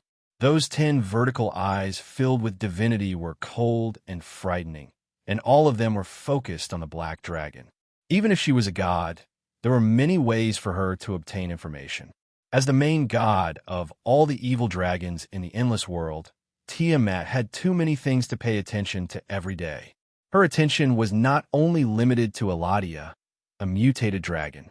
That was why after the Battle of Tahala, the evil dragon mother only cast her gaze on Eladia once again and descended upon him. After all, 3 years was no different from 3 days and 3 seconds to a true god whose lifespan was almost endless. It was not worth mentioning. The evil dragon matriarch's reaction speed was already fast enough. It could be seen that Tiamat still valued Caesar highly. However, this time, her attitude towards the black dragon was not as amiable as before. The evil dragon matriarch's tone was very unpleasant, and her words were filled with brutality and cruelty. The divine nature of the five-dragon queen could no longer be concealed. Caesar Orderonso Tangerine. Tiamat called him by his real name. Through this name, she could directly find the location of the main material plane where the Black Dragon Lord was. Tell me, what did you do? Ancestor. Caesar nodded in greeting. Although he was much stronger this time, his words still carried some respect. Although the evil dragon matriarch and the black blood beast were both true gods, she was several times, or even several dozen times stronger than that idiot Mailer. She was in existence on the same level as Mailer's superior, the Lord of Storms. This was because even if Tiamat completely abandoned her divine force and divinity, she would still be able to deal with a mid-divine force true god just by relying on her ancestral dragon-level body. I don't quite understand what you mean. Caesar lowered his head and said, "You know very well." Tiamat's 10 eyes stared at Black Dragon and fiercely asked, "You took part of Mailer's divinity in the battle between Iradia and his apostle. Do you think I don't know? Of course, as your mother, I am not dissatisfied that you were able to defeat him. On the contrary, I am very proud. However, before this, I had already promised to help you deal with Mailer, but you wantonly spread the news in Iradia that the god of hunting was about to descend, causing Mailer to not dare to leave his divine kingdom and descend to the lower world. What? Don't you trust me? Or are you deliberately trying to fool me?" The evil dragon mother's low roar was already as loud as thunder. The powerful pressure caused by the combination of dragon's might and divine might pounced on Caesar. Caesar didn't show much emotion despite the commotion. His head was lowered and his facial expression couldn't be seen, but his mind was racing. What Tiamat said was actually just an excuse. As the evil dragon mother who had lived for countless eras, it was unlikely that she would fly into a rage just because her reputation had been damaged. The reason was that Mailer did not dare to descend to the lower realm because of himself, which disrupted her plan to use him to plunder Mailer's divinity. "I'm sorry, ancestor. I was too cowardly." However, even if he was well aware of the evil dragon mother's thoughts, Caesar still didn't refute her words, but pretended to sincerely bow his head and admit his mistake. He thought for a moment and then added, "Your Majesty Tiamat, it's not that I don't trust you, but as a small black dragon compared to the true gods, I have no power to resist the god of hunting. In desperation and fear, I have to use more methods to enhance my sense of security. As a black dragon from another world, although this guy's language talent was not outstanding, he was much better than the evil dragon who was good at speaking straightforwardly." This paragraph obviously had a double meaning. His inner meaning was that Tiamat, as the evil dragon mother, wanted to gain his loyalty, but she only flattered and used him, and gave him a verbal check, but did not give him any substantial benefits to give him a sense of security.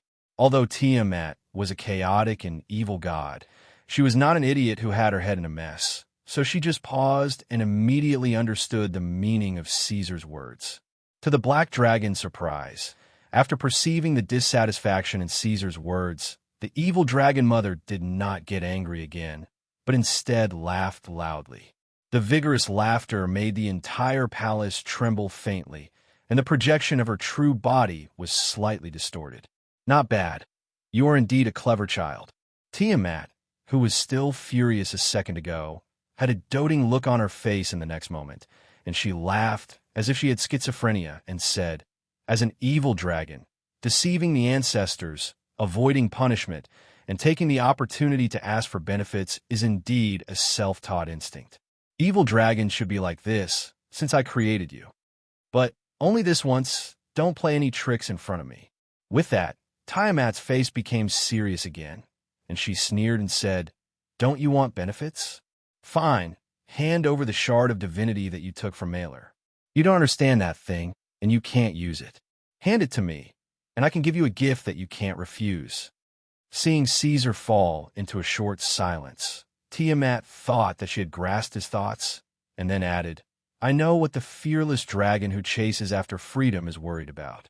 You can rest assured that this gift will only give you benefits, and there will be no negative effects, and I will not be able to use it to influence you."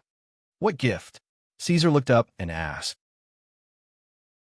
"The bloodline of the ancestors," Tiamat said, and without waiting for the black dragon to respond, her projection of her true body extended infinitely in an instant and came close to Caesar. She raised the tip of her hooked toe and lightly touched the scales on the black dragon's forehead. In just a few seconds, the divine power that was transmitted across the endless worlds was completely exhausted.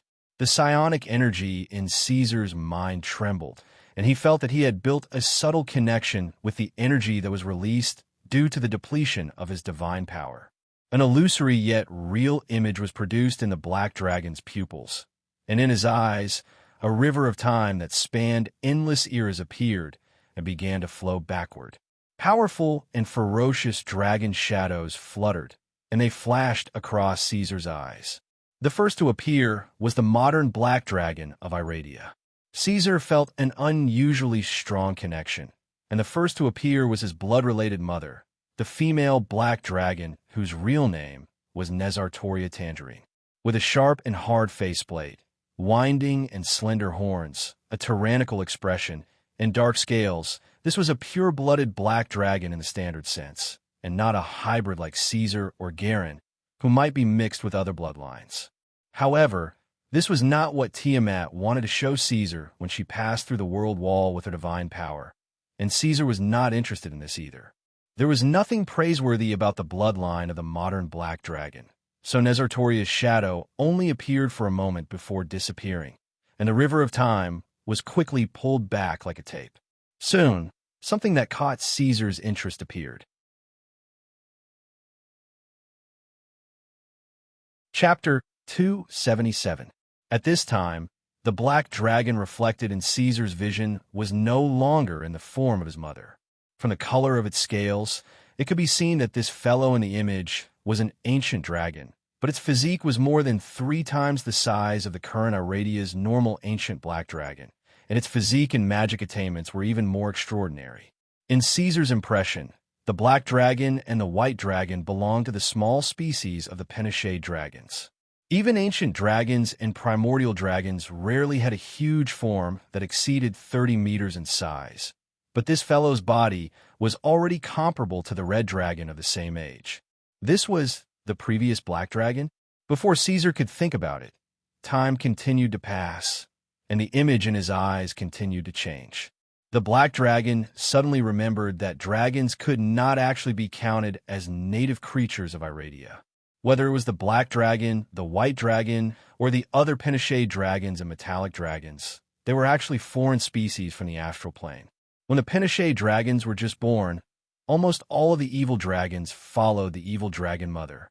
Under the leadership of Tiamat, they fought endlessly against the Platinum Dragon God's metallic dragon army, and followed the Penishade Dragon Queen to conquer one world after another. And Iradia was one of the worlds that were invaded and conquered. Of course, at that time, it was also a war between the metallic dragons and the Penishade dragons. That was the best era for the dragons. Under the guidance of Tiamat and Bahamut, countless true dragons crossed the world wall and entered this backward primitive land, taking root here. In the countless years that followed, in order to better adapt to the unique climate and energy level of the Iradia continent, this part of the true dragons that originally lived in the astral plane and now moved to the main material world began to evolve gradually. This was the origin of the Iradia dragons, and also the origin of the First Era. The First Era that people often talked about was actually the glorious history of dragons ruling the land. However, as tens of millions of years passed, Iradia's energy level could no longer maintain such a powerful state for the true dragons, and they gradually weakened. At the same time, the consciousness of the higher creatures of Iradia began to awaken, and the Orc Empire, the Elven Alliance, the Human Empire, and the Dwarven Kingdom were established like bamboo shoots after spring rain. That was the beginning of the Second Era of Iradia, a sign that the dragons could no longer dominate Iradia, and the true dragons' native creatures gradually took back control of the continent that belonged to them. To the true dragons, the Third Era was like a sad opera at the end of its curtain. After tens of thousands of years of development, the humans began to grasp power that was close to that of the gods. The powerful true dragons left the outer world one after another, and Eladia could no longer give birth to any more true dragons. This era belonged to the humans, and it was also the end of the road for the true dragons. Caesar referred to the entire history of the Penishade dragons and Iradia, his thoughts swirling. Another dragon came into view, and a series of information flowed into Caesar's mind. Lord of the Dark Mantle, spellweaver Nesrilla. Nesrilla was the real name of this true dragon. It was the first black dragon to enter the prime material plane under Tiamat's orders, and was also one of the ancestors of most of the current Iradia black dragon. Caesar admired the posture of this black dragon. This guy finally had some of the appearance of the black dragon in Caesar's imagination. Nesrilla was the ancestor of the black dragon, and when it appeared, it only looked like a true dragon in its prime. Compared to the true dragons of Tiamat's dragon legion, it could be said to be young.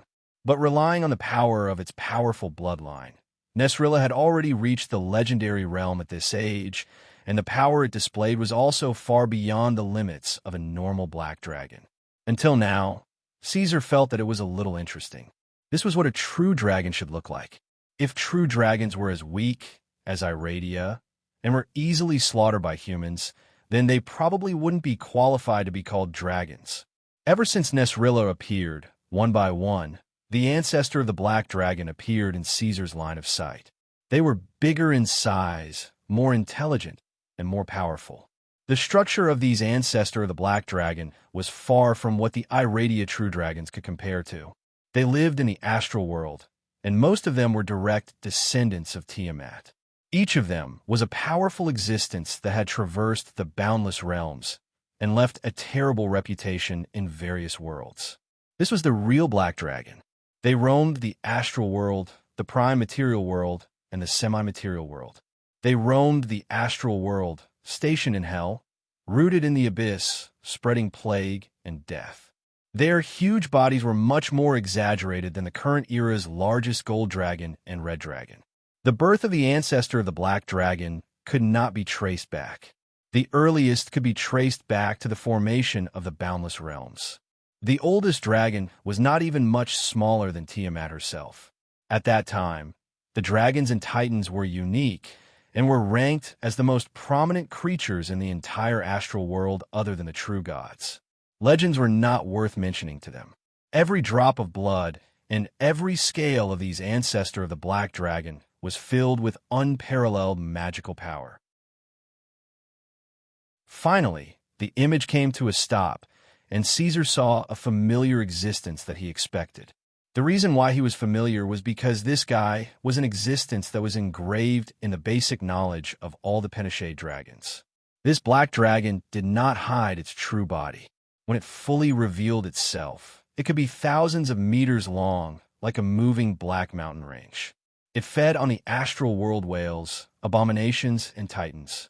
When it spread its wings, it could even cover an entire small country. This terrifying guy still existed in the world today. It was a powerful ancestor of the boundless realms, and its name was spread to every place where intelligent creatures existed. It controlled death and plague, and its pitch-black scales were like heavenly clothes.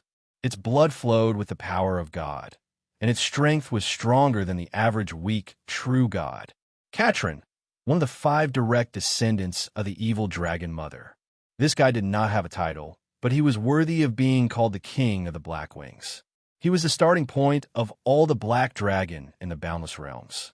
Back then, Tiamat, who had just inherited half of the power of the 9-faced dragon god, used all her power to duplicate her own divinity and priesthood, creating 5 powerful descendants with divinity. Then, she hatched and bred them with her indescribable ancestor dragon body, giving birth to these 5 original dragons. The Pinochet dragons were created using them as a template. Although the dragons that appeared in that era were all ancestor dragons, it was impossible for them to replace the position of these 5 original dragons, and they could not have more power than them. These 5 dragons represented the pinnacle that the Pinochet dragons could reach. Of course, this was with the exception of the mutated dragons.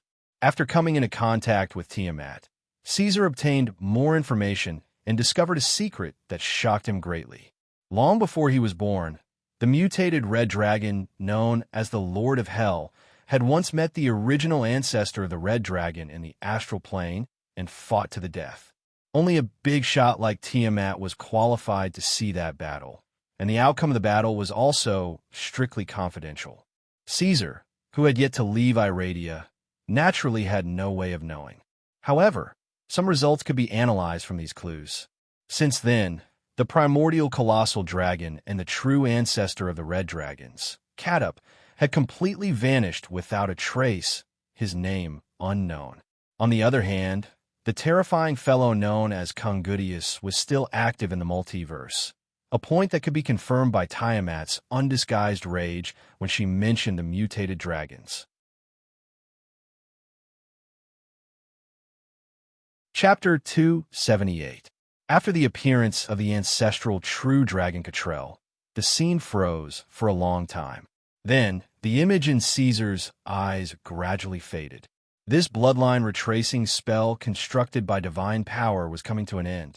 Finally, all the strange phenomena disappeared. The black dragon's eyelids twitched twice. Tiamat stared at Caesar for a while until she was sure that he had completely digested the information transmitted by the bloodline retracing spell. Then, she opened her mouth again. Her dignified voice was filled with bewitchment. "How is it, my child? Are you satisfied with this gift? As long as you offer me the part of the divine persona fragment that you have obtained, I will grant you a drop of true blood. Once this gift is implanted into your body, you will soon begin to show signs of atavism. After that, you will have power far beyond this generation's black dragon. You will become the king of black wings like Cottrell. As a dragon with a variant body, you will be even stronger than my children." Tiamat raised her head and said. Then, she added, "Of course, I know what you are worried about. Your worries are not unnecessary. So, I will purposely erase the will in this gift and give you a drop of pure, ancestral dragon blood." It sounded pretty good. Tiamat's consideration was quite thorough. However, Caesar knew that this was pure nonsense. Although the true blood that the evil dragon mother mentioned was indeed the same thing as the true blood of the green dragon that Caesar had forcibly extracted, the two were actually fundamentally different. That was the true blood of the dragon god. Tiamat was not the platinum dragon god, so she would definitely not do what she had promised. The evil dragon god's methods were hard to predict. So, if the black dragon agreed, Tiamat would be able to implant a drop of her true blood with her own will into the black dragon's body. And Caesar would definitely not be able to find out. However, Caesar was very clear that this was not something that an ordinary soul could bear. Once the dragon blood that contained Tiamat's divinity entered his body, Garen and Blakesia were the best examples to learn from. Due to his identity as a mutated dragon, Tiamat would probably be even harsher on him. It could be imagined that in the future, Caesar's thoughts would be distorted by the evil dragon mother at every moment. Perhaps his will was strong enough, and he would be able to resist for a while, but he would also fall into a difficult and drawn-out struggle with Tiamat and eventually go crazy.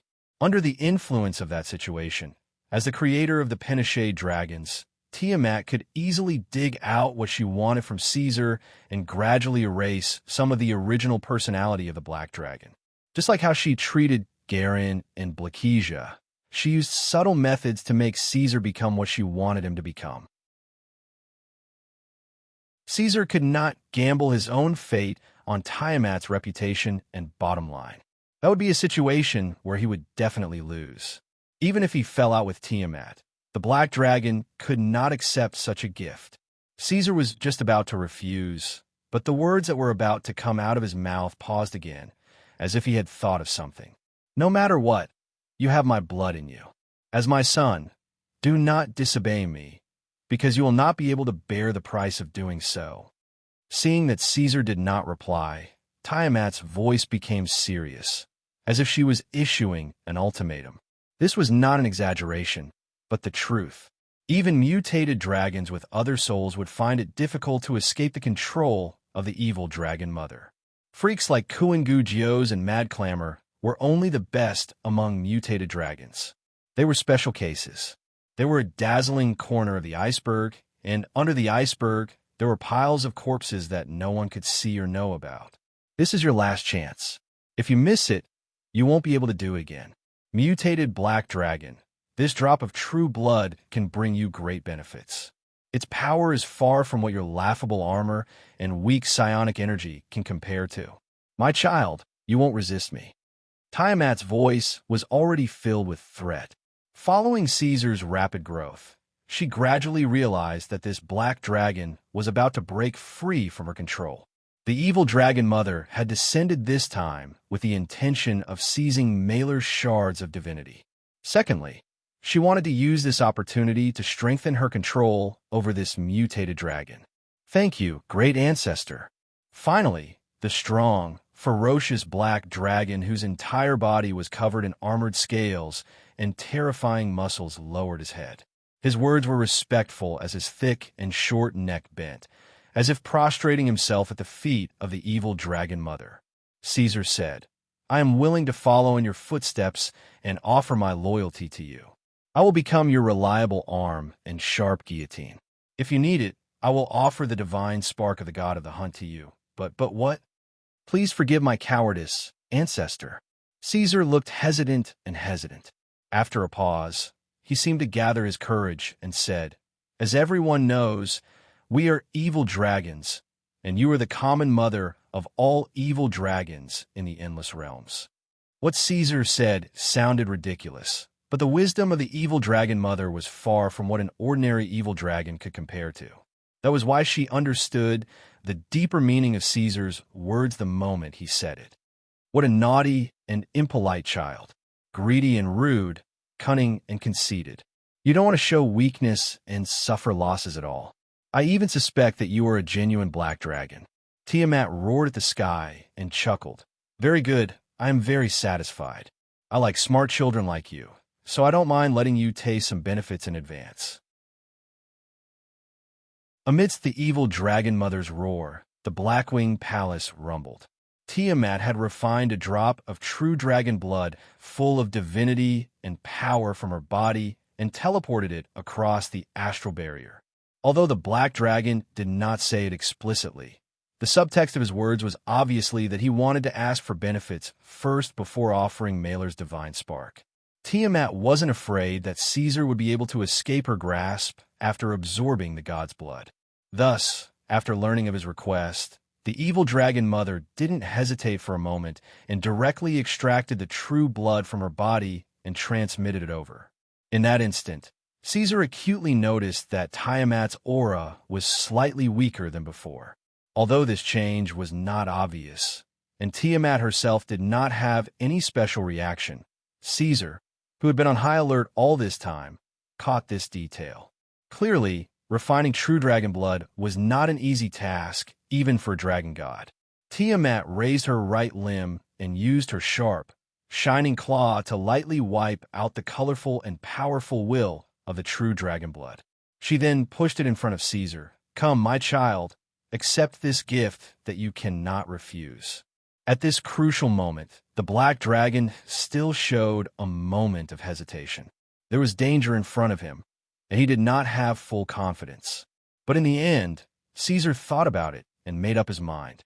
He clenched his teeth and faced this drop of true dragon blood that had the potential of a primogeniture.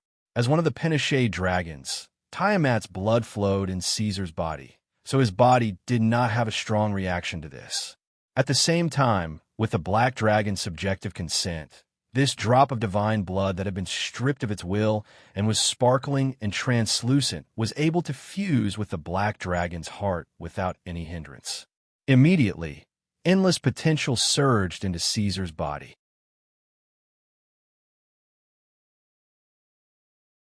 Chapter 279.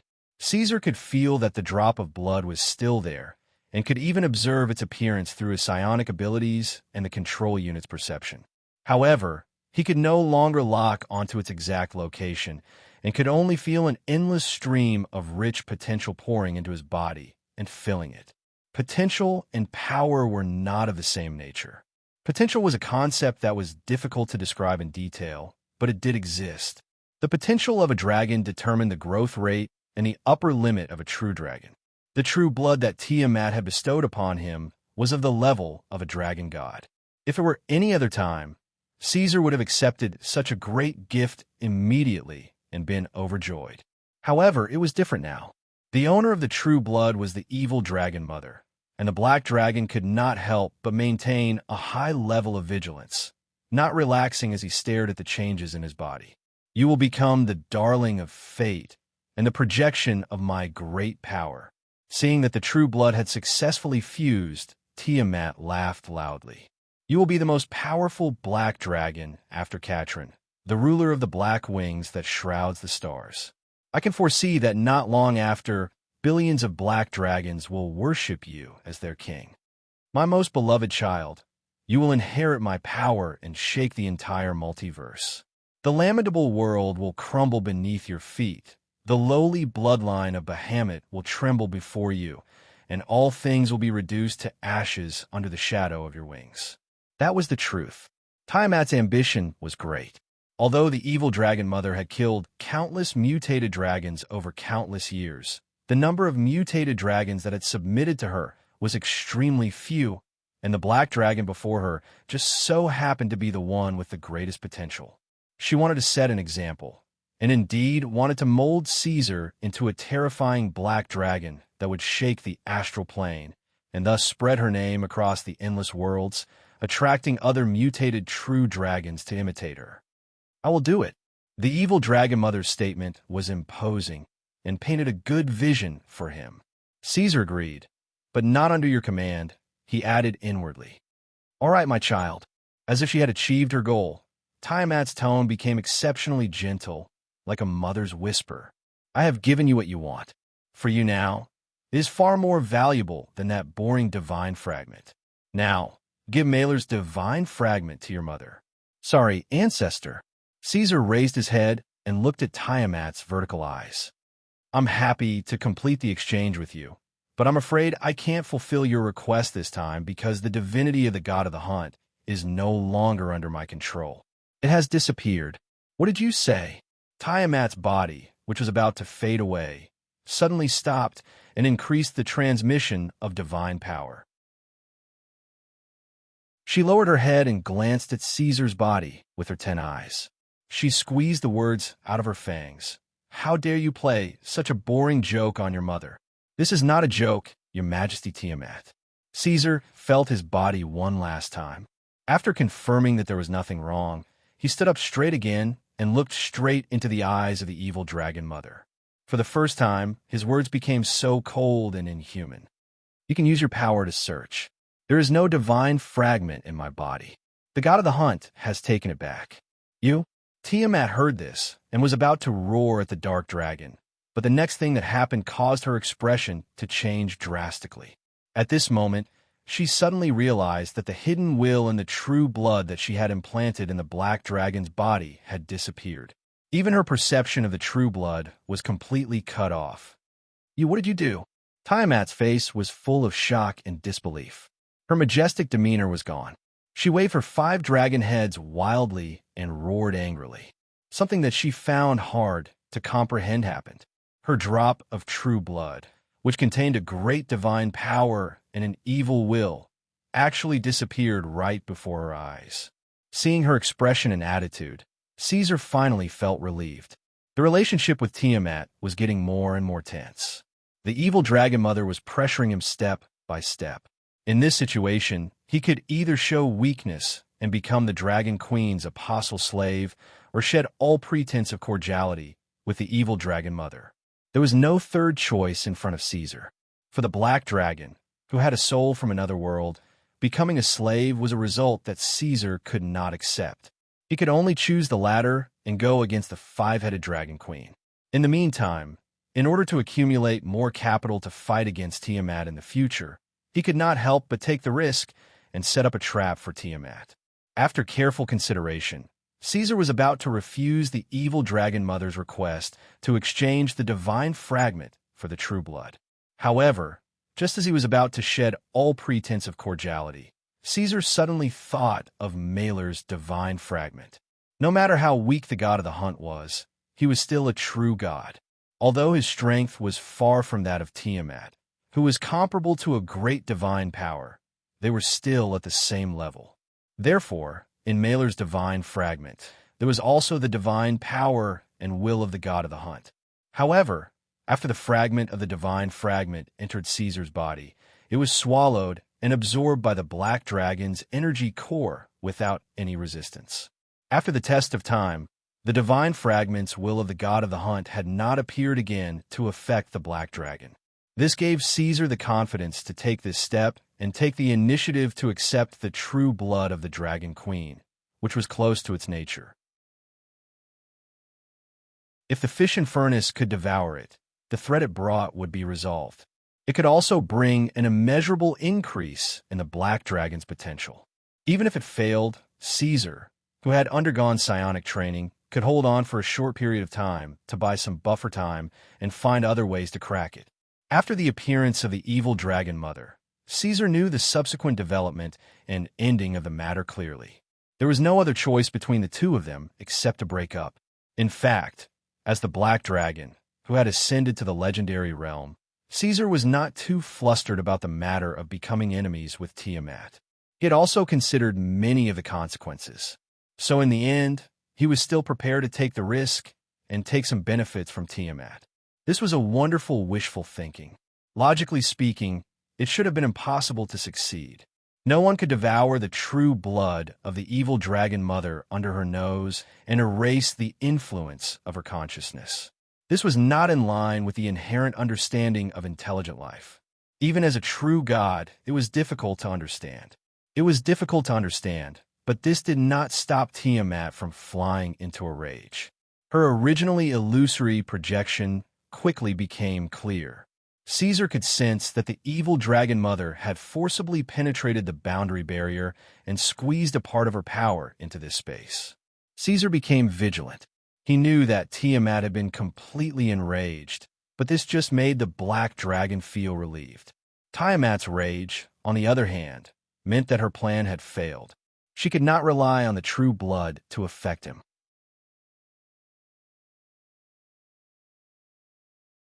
Chapter 280. Tiamat was in a frenzy. The divine power, surging through her body, was about to explode. However, any god who wanted to transmit their divine power across the layers of space would have to pay several times the price, not to mention descending in their true form. There were no blood sacrifices or apostles in this place. The only ones who could be ordered around by Tiamat were also far away from the Blackwing Kingdom. They were sent by the Black Dragon Lord to guard the border. If she forcefully descended, Tiamat's strength would probably be less than 1% of her original strength. This would put her in an extremely dangerous situation when facing Caesar. The impulse to cross the endless barrier to descend was no different from suicide to her. No, Tiamat was infuriated. As she let out a terrifying roar, dragon breath gushed out of the mouths of her 5 heads. However, the evil dragon mother quickly calmed down. She stared at Caesar with a mocking smile on her face. The black dragon's deep red vertical eyes frowned as he looked at the dragon queen. His heart, that was calmer because of the dragon queen's frenzy, suddenly felt uneasy. He did not understand what was going on. Although I don't know how you erase my will, maybe that old trash behemoth is helping you, or maybe the other mutated dragons are secretly helping you. Regardless, do you think this is the end? Tiamat smiled coldly and stopped strengthening her divine power. That's my blood, she said. After taking a deep look at Caesar, Tiamat only left such a chilling sentence. The divine power projection quickly faded and then disappeared completely. The evil dragon mother was not the god of the hunt. When she left, Tiamat did not say any harsh words, nor did she leave behind any other threats. She just sneered and left silently. But the pressure she brought to Caesar was 100 times greater than Mailer's, causing his worries to increase with each passing day. Looking at the silent and empty Blackwing Kingdom, Caesar fell into deep confusion. Tiamat had already failed. However, were her last words targeted, or was it a trap? The black dragon closed his eyes and checked his body through his psionic and automatic control unit.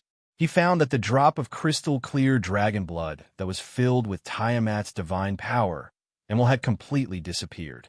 It was swallowed and broken down by the fission furnace and turned into an endless stream of invisible potential to nourish his entire body. This discovery put Caesar at ease. The scene that he was looking forward to appeared again. The fission furnace continued to work, just like it had devoured Mailer's divine spark.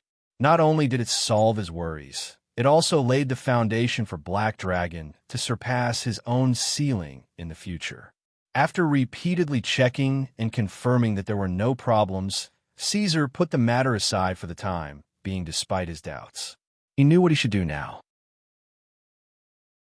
No matter what kind of trump card Tiamat had left behind, strength was the key to going against the evil Dragon Mother. At the same time, in some unknown place in the astral plane that was isolated by the realm wall, a world was collapsing amidst a terrifying dragon's roar. After that, Caesar sorted out his emotions and immediately took on the role of the ruler of the North.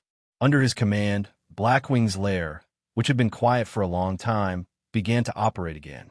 The integration of the countries in the North was only one of his goals. After awakening, Caesar still had many things to do. He needed to revitalize the economy of the North, which would become the source of the Blackwing Empire.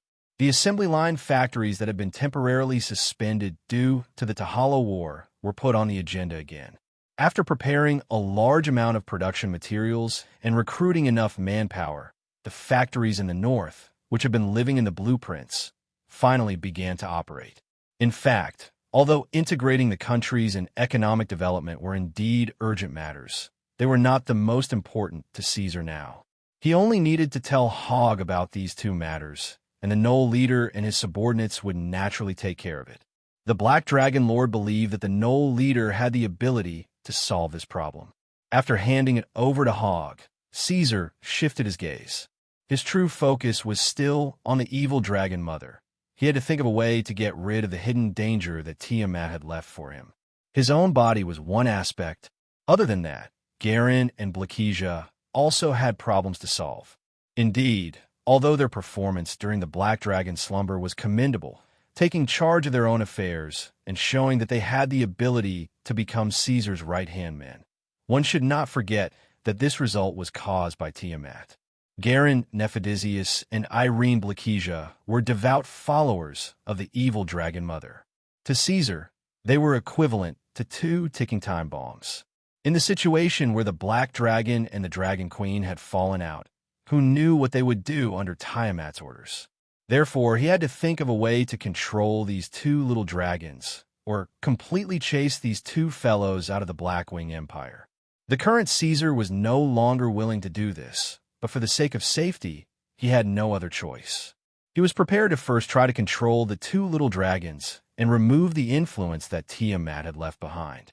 This was something that the Black Dragon Lord, who only had a body of muscles and brute force, could not do.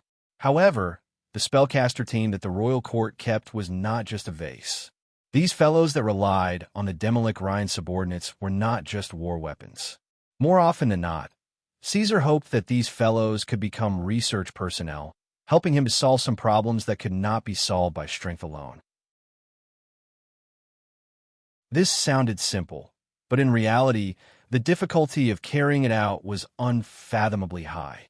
To nurture such a team, from a certain perspective, it was even more difficult than nurturing a legendary descendant from the Blackwing clan. This was because any problem related to knowledge and technology could not be solved overnight. It required continuous learning, research, experimentation, and accumulation. The rise of technology presented a pyramid structure.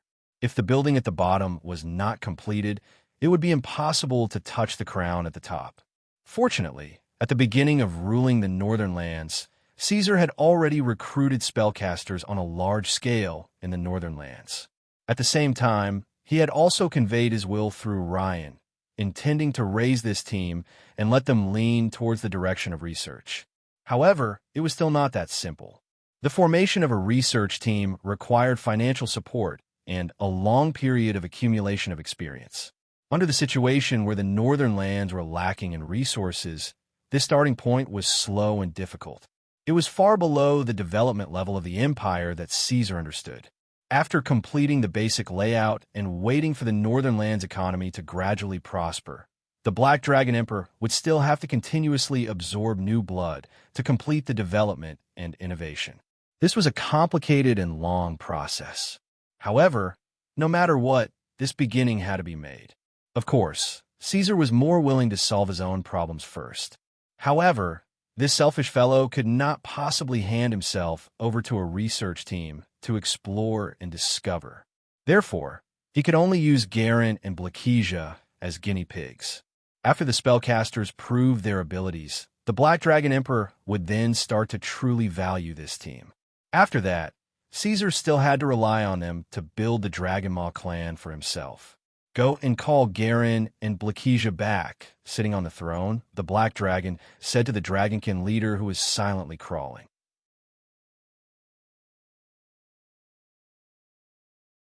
Chapter 281. No matter how many years had passed, the climate in the north was still the same as before.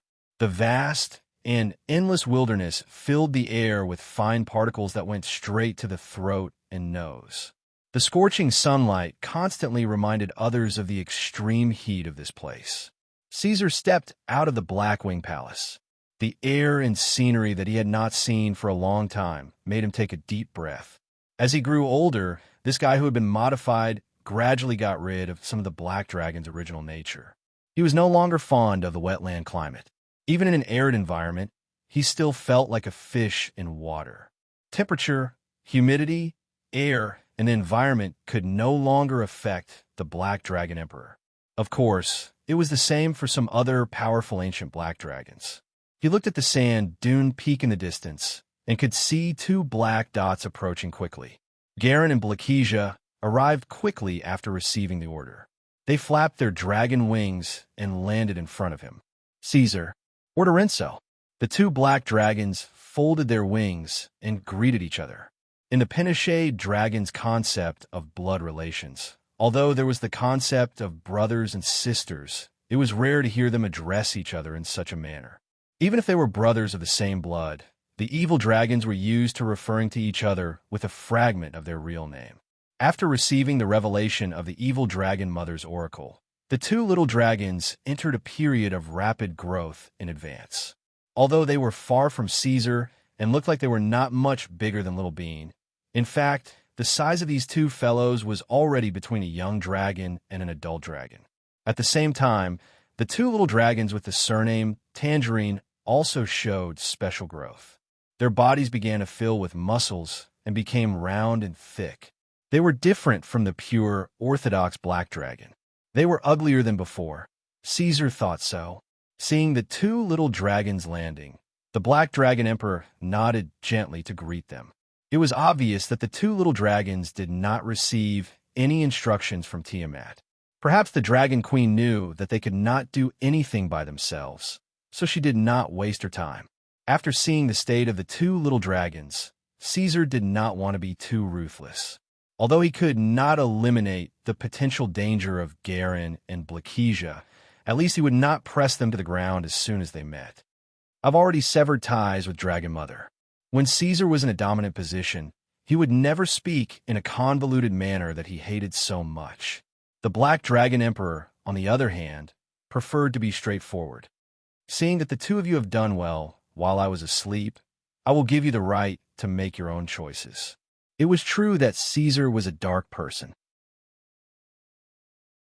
From the beginning to the end, he had always followed the principle of putting benefits first. He didn't even bother to hide this fact. However, this guy wasn't a pure war machine after all. Emotional factors could more or less affect some of his decisions and judgments. Before this, Caesar wasn't prepared to give the two little dragons a chance to speak. This was purely an impromptu decision. However, the calm words of the Black Dragon Emperor were no less than a bolt from the blue to the two little dragons. They even began to doubt their own ears. Then, they stared at each other. Garen and Blakesia knew very well that the reason why they were favored by Tiamat was because of Big Black. The 5 dragon queens treated Caesar differently. The only order that the evil dragon mother had given them so far was to stay in the north and assist Caesar Tangerine. Logically speaking, the relationship between the evil dragon mother and their elder brother should be quite good. Why did they suddenly sever ties? The two little black dragon emperors were confused. Blakesia pondered in her head and digested the information given by Caesar. She didn't act rashly. The meaning of the Black Dragon Emperor's words was very clear. She and Garen could either abandon their faith in their ancestors and follow the Black Dragon Emperor, or pack up and get out of here completely. On this issue, Blakesia still felt that she should be more cautious. After all, if there was a slight mistake, she might lose her life. Although many of the little female dragon's instincts had been castrated, there was still no change in her nature of being greedy for life and afraid of death. However, if even this was changed, she might not be called a Penishade dragon anymore. Just as Blakesia was still pondering, the silly Garen stepped forward first. He looked up at the giant black dragon that was more than 30 meters long and said, "Orderonso, if you need me, I will stand on your side." Blakesia stared at this idiot with her eyes wide open. Her throat moved, and she hurriedly said, "I will too." Garen's actions forced her to make a decision. She couldn't fall too far behind. Otherwise, she might incur the dissatisfaction of Caesar. However, this time, Blakesia didn't angrily complain about Garen's stupidity. In her thoughts, she also leaned towards this choice. Garen and Blakesia were devout believers of the evil dragon mother. However, the devoutness of the Penishade dragons was slightly different from the devoutness of other creatures. Most of the Penishade dragons only had shallow faith in the evil dragon mother.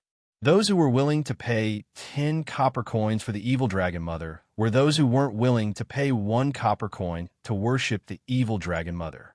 Those who were willing to pay 2 to 3 copper coins could already be considered extremely devout apostles. As for those who were willing to pay more than 5 copper coins, they had already risen to the standard of fanatics in the selection of dragons. For the current Garen and Blakesia, it wasn't difficult for them to offer 5 copper coins to the evil dragon mother. However, this wasn't because they were fanatical and respectful towards the 5 dragon mothers. It was only because Tiamat had castrated their greedy nature. This reply was reasonable, but it was out of Caesar's expectations. He didn't expect Garen and Blakesia to have the ability to make their own choices and make a decision so quickly.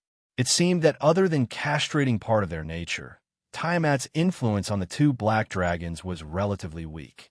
This caused Caesar to be extremely surprised, even to the point of having unnecessary suspicion. However, if one looked at it from Tiamat's perspective, they would know that this was an extremely small matter. She was too busy. The entire astral world was filled with her Penishade dragon descendants. The evil dragon mother's vision had to take care of all the powerful Penishade dragons, mutated dragons, and even some other powerful species that had converted to believe in her. If it wasn't for Caesar's identity as a mutated dragon, Tiamat might not have even noticed this fellow until now.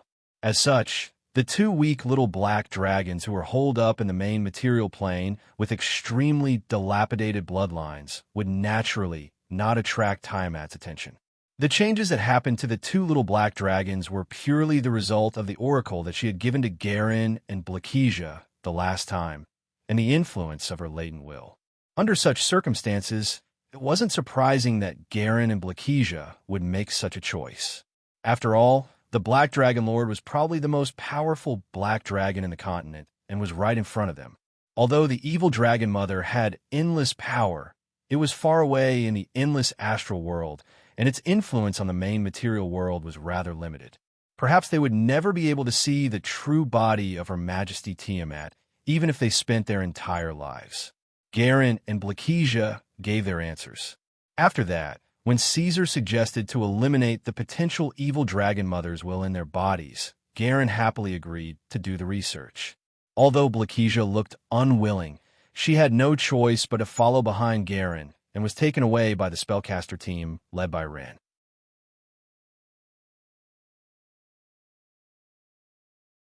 Chapter 282. The team of spellcasters took them away. On the other side, as the woodlands along the river were gradually cleared out, the day of plowing was approaching. The continuous expansion and integration of the territories was imperative. Caesar was no longer satisfied with relying solely on pastures to satisfy the food supply. Providing a stable supply of crops was the most urgent task. Although the Black Dragon had yet to recruit a relative with a talent for planting like the Tauren, humans with more comprehensive abilities could fill this gap. Under the instructions of the Black Dragon, Many prisoners of war and slaves were brought out of the dungeon and arranged for planting work. The vast plantation land was divided on both sides of the Rapids River that ran through the northern lands. In order to make it easier for the slaves to travel between the two sides of the Rapids River, Caesar ordered people to build 2 arch bridges on the river. With the help of the spellcasters, this process was not difficult. The structure of the arch bridges was very simple. They only needed to prepare enough stone materials, and the spellcasters were responsible for shaping them. It was only at this time that Caesar could feel the strength of magic compared to pure physical strength. Its range of application brought about incomparable inclusiveness, filling every area of Iradia and occupying a dominant position. In this world, many inconspicuous things could be seen in the traces of magic. These arch bridges had a very long lifespan, under the condition that they were not subject to strong corrosion or malicious destruction. They could easily last for thousands of years. In addition, the carpenters had also built many wooden rafts, which were fastened with reins to the wooden poles on both sides of the river for quick passage in times of emergency. In the western region of Rhine Kingdom's Cassin City, the first piece of land to be cultivated was here. Now, shacks and wooden houses have been built around it. These were the temporary residences of the slaves and the black shirts. The slaves worked hard in exchange for the opportunity to obtain freedom, while the black shirts were responsible for supervising and controlling. As the black dragon flew across the sky, he could see that the wheat seeds had been planted. Before this, the nobles of the northern lands did not plant crops on a large scale. Food was a major import in the northern lands. This was unacceptable to Caesar. A long time ago, his spellcaster team had received an order. Some of them had begun to rely on magic to grow wheat seeds. Seeing that the land, population, seeds, and supervisors were all ready, Caesar could no longer put his mind on this matter. However, he still had to fill in the last part, the person in charge. For this reason, he summoned the clan leader, Hog, who had recently become busy again. After such a long time, you should have a certain understanding of the black shirts under you. Caesar asked, I need to form a new department in the court with the wild boars to be responsible for the new country's problems. You will be responsible for providing the manpower, and the race must be human. Your Majesty, I'm afraid it will be very difficult. What Black Dragon didn't expect was that Hog seemed to be in a difficult situation. In the past, he would agree immediately and then spare no effort to solve the problem. Why did he show his fear this time? Caesar criticized in his heart, but on the surface, he was indifferent. The number of black shirts that belong to the court is not small. Why? Is there a problem with the selection? Yes, Your Majesty.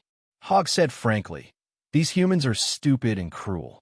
They're slow to react, procrastinate, and lazy. There are not many humans who know how to read. As the person in charge, they're not qualified at all. These inferior adjectives had always been given to the gnolls as templates, but now they were applied to humans by the gnoll leader. This made Caesar feel strange and funny. Of course, humans were not as useless as Hog said. Although most of the people who submitted to the Blackwing court were greedy, stingy, and weak people who fawned over the powerful, with a huge population base, they could always pick out some relatively good guys. In this regard, Caesar was far less nervous than when he was with Luna. At this time, the Black Dragon was much more sensitive. He could feel the emotional changes of Hog. The Black-Winged Empire was a mixed empire of many races. Its integration would inevitably be resisted by many people. Not only the humans, who were the passive party, could not accept it, but even the monsters of the Blackwing clan were also unwilling. Before this, the core of power in the Blackwing nest was the clan leader. Now, Caesar had handed over the publicity department to the bards, and the newly established department had to be handed over to the humans. Hog was indeed loyal, but no matter what, he was still a gnoll. The nature of the monsters made him resistant to this. However, this aspect really had to be handed over to the humans. The Blackwing clan was good at war, and every one of them was a weapon. However, in some complicated work, the humans were undoubtedly excellent. In this aspect, even the wild boar people that Caesar thought highly of could not compare. I'll leave Black Shirt to you. It's your business to provide the personnel. Black Dragon, who was sitting on the throne, moved his eyes with vertical slits at a very slow speed. If there are no candidates, go find and capture them. But no matter what, the new department must be established. As you command, Your Majesty. Hogg had never resisted the Black Dragon, and this time was the same. Although he was somewhat unwilling, he had no choice but to agree. Caesar continued. This department is called the Logistics Department. It's mainly responsible for controlling the planting and production of food in the territory, as well as the coordination and allocation. The herding and breeding that was previously handled by the wild boar people and the Manticore will also be included in this department. Hogg was stunned when he heard this. Not to mention the gnolls, even the humans with a certain amount of knowledge could not understand this. In Iradia, this was the first time he heard that the Lord even had to manage farming. Please allow me to remind you, Your Majesty. The sparse brown mane on the gnoll's neck trembled slightly. Hogg smacked his lips and said, in the human world, this kind of thing is usually done by the serfs themselves. How the slaves produce has nothing to do with the Lord. As the ruler, you only need to collect their harvest on a regular basis. Black Dragon shook his head and muttered, because of this, whether it's the northern countries or other countries, the efficiency of food production is so low. What a backward and terrible system, Caesar thought. Under such a system, the amount of harvest collected depended on the Lord's mood. This greatly dampened the serfs' enthusiasm for production. Unless the goddess favored them, there would be no good harvest. Of course, Caesar was also very clear that this system was actually very suitable for Iradia's own rules and development level. In the background of the barbaric pyramid civilization, the ruler's exploitation of the people at the bottom was almost bottomless. They did not consider and did not want the people at the bottom to live a good life. The records of the epics told the rulers that once the serfs and slaves were full and warm, it was easy for them to think more. They would begin to think about wealth, freedom, dignity, and so on. This would cause chaos and turmoil in the territory, and the rulers hated it. Therefore, they were unwilling to make any changes, even if they actually had a more mature and excellent system. They were not willing to put it into practice because it would affect the ruling power of the upper class. In contrast, the old system that had been proven by time was the best way to rule. If the production level could not be improved, the people at the bottom would not even be able to eat and wear. Naturally, they would not be able to cause unrest. On the contrary, they would be grateful for small favors, which was conducive to the stability of the upper class of the pyramid. Iradia's situation was like this. Logically speaking, as the ruler, Caesar should also play by this rule. But he did not want to. The Black Dragon of another world had a different vision and structure from this world. He did not adhere to this kind of rule. Oppressing poor and backward humans all day long did not bring a sense of satisfaction and superiority to the Black Dragon. On the contrary, he regarded the Blackwing Empire as a whole and his foundation. In the case of a potential powerful enemy, he pursued the rapid development of comprehensive national strength.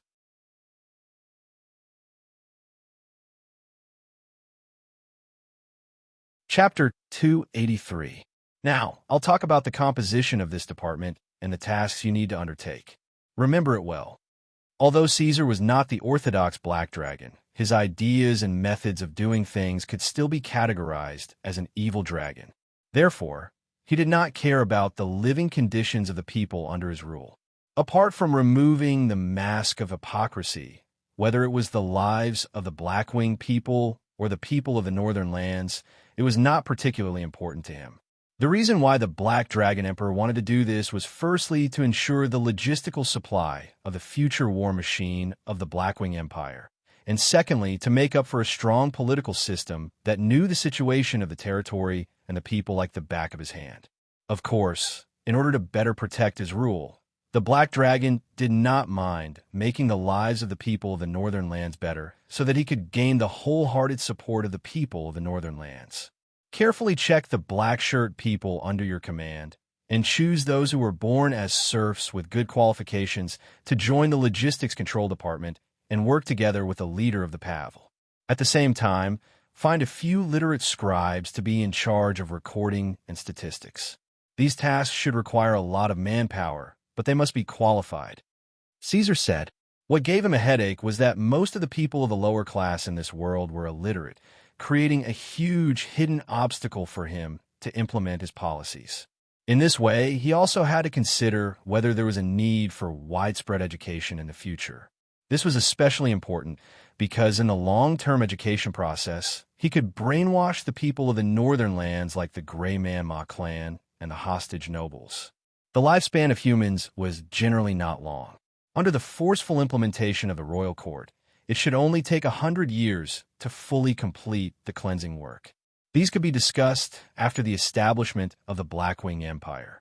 For the time being, back to the problem of logistics deployment, Caesar did not care if Hogg had finished digesting the information and continued. When farming, there will inevitably be situations where the level of the farmers is uneven due to their experience, skills, and subjective wishes.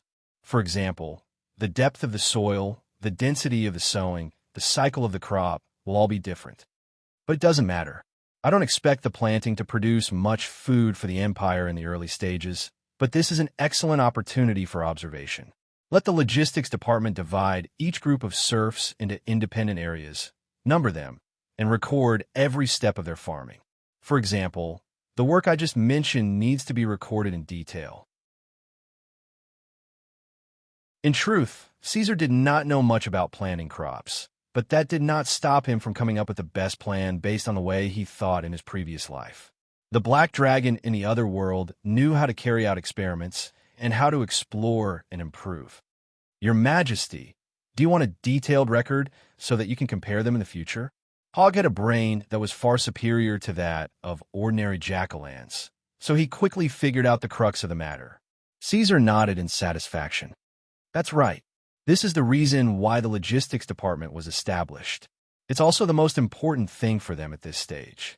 Among the countless serfs planning methods, I need the logistics department to find the most suitable one for the North, record it, and then promote and guide it. All right. As he spoke, the Black Dragon Emperor turned his head to the Wyvern leader who was quietly waiting at the side. From now on, strictly prohibit the trade of food in the territory. No matter if it's serfs, citizens, or nobles, no food is allowed to come and go. This is the exclusive project of the imperial court. After the Black Dragon Emperor woke up, he hanged and killed a large number of old nobles. The nobles who were unwilling to contribute and obstructed him were all dealt with and viciously retaliated against.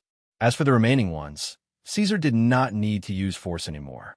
As the imperial court cut down their authority again and again, even if they did not touch the old nobles, they would be slowly played to death. After settling this matter, Caesar waited for the two clan leaders to leave before he slept for a while. Then, he headed towards the spellcaster team to check on the progress of their research on Garen and Black Shia. The spellcasters were highly valued by the Black Dragon Emperor. At the same time, they were also given a very large degree of preferential treatment. The experimental area was not anywhere near the border with the outside world. It was buried under the Blackwing Palace and was built by the Ankhegs. After nearly 10 years of renovation and transformation, this research area had become so large that Caesar could freely walk out. The underground darkroom that was initially only 20 meters square had become an underground space with a diameter of a few hundred meters. It was deeply rooted in the ground and was divided into several levels of platforms. At the bottom of the Underground Research Institute was a winding secret room. In it, there was an unstable magic node that was discovered by the Ankhegs when they were building the underground space. It seemed to be a new, unexcavated passage that led to the Underdark. However, Caesar did not seem to intend to open it up at this stage. Being underground did not mean that the surroundings were pitch black. Wizards had many requirements for their living environment. This place was densely covered with simple and useful effective magic to provide a moderate temperature and light source for the underground environment. On the huge mithril metal platform in the middle, Many spellcasters surrounded Blakesia, who had fallen into a half-asleep state, and whispered to each other. "How is it?" Caesar walked down from the passage. He did not have high expectations at first. In his plan, this was just a symbolic beginning for the research team. However, looking at these spellcasters, they seemed to be working seriously and trying their best to solve the problem of Blakesia's body. As for the specifics, he would have to ask to know. This female black dragon said that she had given up her faith in the Dragon Mother and stopped praying day and night. Since then, she could no longer feel the gift and weak link from the evil Dragon Mother. The relationship between the two has been severed. The half-lich in charge of this matter walked over and bowed to Caesar. Then he said, "But we used different spells to do a comprehensive check on her. Under the situation where Blakesia's subjective will did not resist, we still found something that could not be identified. It's probably in this position." Leon pointed at the female dragon's heart, the soul fire in his eye sockets flashing. It turns out that the evil Dragon Mother still has something left in their bodies. According to what I know about the gods and believers, as long as the five-headed Dragon Queen is willing, she can still control and influence them at any time. Is there a solution? This is very difficult. Leon rubbed his head. We lack the knowledge to deal with this kind of thing. If we want to forcibly remove the legacy of a god, we need at least the magic power of a legendary master, and it will attract the attention of the gods.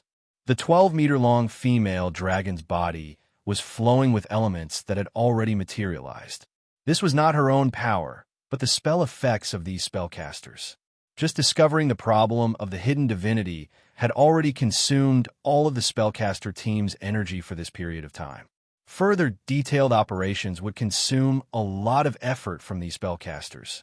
After all, the most powerful spellcaster here was only the half-lich Leon.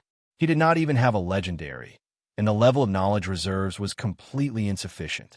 The price and energy to cross the river by feeling the stones was indescribable.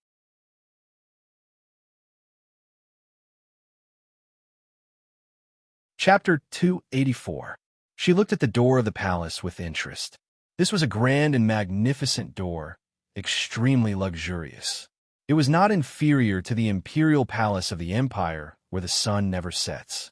Outside the imperial court, a sea of red and green flowers intertwined and spread to the end of the line of sight. The climate in the northern lands was dry and hot. The environment was rich in redwood and blackwood. It was difficult to grow such beautiful plants. Obviously, these were the results of unnatural modifications. She bent down and gently touched the flowers, feeling the faint magic power contained within. A strange expression appeared on her face. It was hard to imagine that an evil dragon would spend so much effort to create a sea of flowers in front of its nest. It should be known that even the green dragon, who originally lived in a rich rainforest, would not do such a thing, let alone the black dragon who loved mud and water. However, this suited her taste very well. Enigorn began to move forward, bypassing the patrolling guards. This woman exuded a powerful aura. The elemental concentration around her was more than 10% higher than the outside world. That was a trace of magic power left behind by a high-level spellcaster who maintained a high level of magic power over a long period of time. This was very shocking. However, the monsters of the Blackwing clan treated her as if she did not exist, allowing her to pass by their bodies as she wished. Enigorn only glanced at these ordinary guards of the Blackwing clan and did not pay any more attention to them. However, when she passed through the long and wide corridor along the relief sculpture and truly entered the main palace of the Blackwing Palace, her attention was immediately attracted. A few monsters that she had never seen before but seemed familiar were perched in the corners of the main palace. Their eyes were drooping as they lay on the ground. They looked like pet beasts, but their strength was far beyond the limits of normal strength. This made Enigorn feel a sense of vigilance. The divine protection and early warning spell that was constantly in effect reminded her that these ugly and deformed monsters could pose a certain threat to her. This made Enigorn even more surprised. These guys were undoubtedly the followers of the Emperor Black Dragon. However, the claws of that guy could actually pose a threat to her. How strong was this black dragon himself? She frowned slightly as she recalled the god of the hunt who had failed to descend not long ago. He was a legendary dragon hunter who was quite famous but was greatly injured. Enigorn's thoughts were not complicated. Her intuition made her realize the danger in the depths of the palace. It was like the abyss of hell that devoured living things. This discovery made her secretly regret, and she began to doubt her decision to enter the black dragon's nest so hastily. Especially after the Black Dragon Emperor was publicly acknowledged as an extremely dangerous person. It seemed like a good choice to turn around and leave before she was discovered. However, even though she was a little nervous, Enigorn still maintained her calmness and courage. She had come here bearing the will of the Platinum Dragon God, and she had finally managed to snatch Gu Jinlong's job. Naturally, she would not shrink back because of some small difficulties. Furthermore, as a legendary ancient dragon, a silver dragon of this age should be able to defeat all the black dragon. Due to the fact that Bahamut had chosen a different route when creating his offspring, the reproduction rate of Bahamut's descendants was not high. The number of Bahamut's descendants in each world was much less than the Penishade dragons in Tiamat. However, the great advantage of sacrificing the reproduction rate in exchange for a powerful advantage was that regardless of the species, all metal dragons had relatively high overall quality. After reaching adulthood, their strength would begin to surpass that of color dragons of the same level. The silver dragon was a species of metal dragon that was second only to the gold dragon. After reaching the age of an ancient dragon, in theory, its combat ability could suppress all color dragons except for the red dragon. Among them, the black dragon, which was at the bottom of the sequence, could not even be compared to the silver dragon. Enigorn was even confident that she could defeat the black dragon, who was at the age of an ancient dragon. However, Caesar Tangerine was different. This was a fact that everyone knew. Enigorn put away her former confidence and remained vigilant. She did not continue to move forward. Instead, she stayed where she was and carefully observed the appearance and condition of the black dragon's powerful descendants. At this moment, the behemoth that was sitting cross-legged on the black gold throne on the high platform with its eyes closed opened its mouth and let out a low whimper before opening its eyes. The king of black wings. Enigorn muttered to herself. Her hands, which were exposed outside her sleeveless brocade top, secretly clenched into fists. Caesar Tangerine was the most active color dragon in Iradia after the fall of Queen Exui. It had many strange titles, such as King of Dragons, Black Emperor, Dominator of the Black Wings, and so on. However, until now, this black dragon had not publicly acknowledged any of its names. Enigorn took the initiative to remove her disguise and reveal herself. She came for Caesar, but her goal was not war. There was no need for her to disguise herself at this moment. Not only was it useless, but it would also easily anger the violent dragon. Greetings, outsider. Caesar did not show much surprise at the woman who appeared out of thin air. Before this, the 5 dragon queens had appeared out of thin air in front of him more than once. The black dragon's reflexes had been trained to be sufficiently resilient. He would not make a fuss over such things. Emperor Black Dragon glanced at the uninvited guest and said casually, "Find a seat and sit anywhere you want." Enigorn looked around in amusement. The palace was empty. Other than a huge, twisted black gold throne, there was no other place to sit. The black dragon did not know his place at all and still acted as if it was natural. However, the silver dragon did not care about these details. She gently pulled up her skirt and sat down on the ground. She looked relaxed, but when she looked at the black dragon, the sense of danger in Enigorn's heart increased instead of decreasing. As a dragon, she could clearly sense the power level of another dragon. She sized up the terrifying monster on the high platform. Enigorn began to suspect that it was a foolish idea to come here to meet the black dragon. The other party was very powerful, and this place was not her home ground. In fact, before this, the silver dragon had already heard the description of Caesar's appearance and characteristics from the ancient golden dragon Stannis. However, at that time, Caesar had not yet entered the next step of growth and was not as abnormal as he was now. As a confident and proud silver dragon, Enegorn also thought that he was just a black dragon with extraordinary talent. Even though she had heard rumors about him, Enegorn still found it hard to believe that a black dragon could be so powerful. Now, she had seen it for herself. Seeing was believing. At first, Enegorn even considered using violence to intimidate the black dragon. Now, she was the one who was intimidated and completely threw this terrible idea to the back of her mind. Spellcaster. A powerful spellcaster. Very good. Without waiting for Enegorn, the black dragon rudely went straight to the point and asked, "Why are you here?" Oh, how rude and straightforward. Silver dragons were the true dragons that paid the most attention to the art of conversation and etiquette. Enegorn was no exception.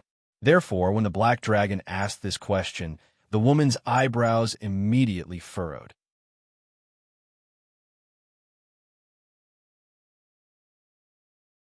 Chapter 285. Silver dragons were true dragons of the lawful good alignment. They liked to live in warm mountains and underground. They built their nests in the middle of Iradia and rarely appeared in hot areas, much less in the northern lands. Without a doubt, Enegorn had specially come to visit. The biggest characteristic of the silver dragons was that they were more like humans than other true dragons. Silver dragons like to be companions with human-like creatures and prefer to stay in the form of humans, elves, and other beautiful human-like creatures.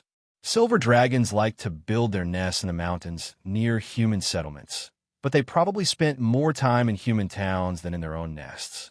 Over time, silver dragons had also picked up a lot of human nature. At the same time, due to their gentle nature and easiness to get along with, every silver dragon would have a very large group of allies. Although gold dragons and silver dragons were good dragons and could not become lord dragons, the power that silver dragons could use was much stronger than that of ordinary evil dragon lords. This was not an easy person to get along with. Under the gentle appearance, there was great power. Enegorn frowned. She really did not like the way the black dragon spoke. The good impression that Caesar had left on her was instantly ruined. However, after thinking for a while, Enegorn still followed the Black Dragon Emperor's words and expressed her intentions. "Hello, Lord Caesar Tangerine. I am here to convey the will of His Majesty Bahamut." "Is that so?" The Black Dragon shook its head casually. "So, you're a dragon then? A follower of the Platinum Dragon God. What do you think, Master of the Northern Winds?" "Yes, I obey the orders of the Good Dragon King and the teachings of the Platinum Dragon God. My name is Lenor Enegorn," she said. Caesar had heard of this name before. Lenor Enegorn, the owner of this name, was a very active ancient silver dragon in Iradia. She was a legendary spellcaster and was known as the Dragon of 1,000 Spells. Such a powerful spellcaster subconsciously reminded him of the unresolved problem left behind by the Dragon Queen.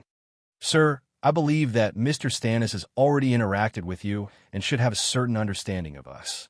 As a silver dragon, Enegorn still maintained her manners in front of the black dragon. She was still in the form of an elven girl. "His Majesty Bahamut ordered me to come and ask if you are interested in serving him, Your Majesty King of the Black Wings." "What a coincidence." Caesar laughed. "If I'm not wrong, the Platinum Dragon God should know that my relationship with Tiamat has worsened. But I find it strange that the Master of the North Wind and the King of the Good Dragons, who are known by everyone, would choose a notorious evil dragon lord as a development partner. Don't you find it hard to accept?" To be honest, Black Dragon had a bit of a headache. He had just rejected the evil dragon mother and severed ties with Tiamat, and Bahamut was following closely behind. Although the Platinum Dragon God's methods tended to be gentler, it was actually asking the same question. These two archenemies were really a match made in heaven. They would not let go of any opportunity to attack each other. "We all know that you are a unique color dragon. Since your Majesty has rejected the five-headed Dragon Queen, you must be dissatisfied with her way of doing things." Towards the Dragon God, Even the true dragons of the opposing faction would maintain respect. So even as a silver dragon who was like fire and water with the evil dragons, when Enicorn mentioned Tiamat, she still addressed her as Your Majesty.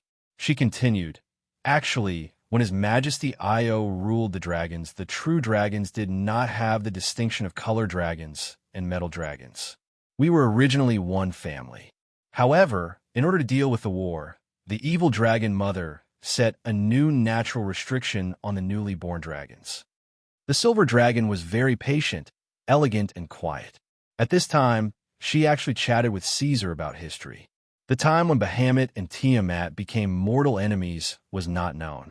Most of the theories were that after Io's death, when he inherited the power of the Father God, the two dragon gods flipped the table and turned hostile. However, there were also some theories that suggested that the good dragon king and the evil dragon mother were already like fire and water at an earlier time. It was just that in the past, the nine-faced dragon god was suppressing them.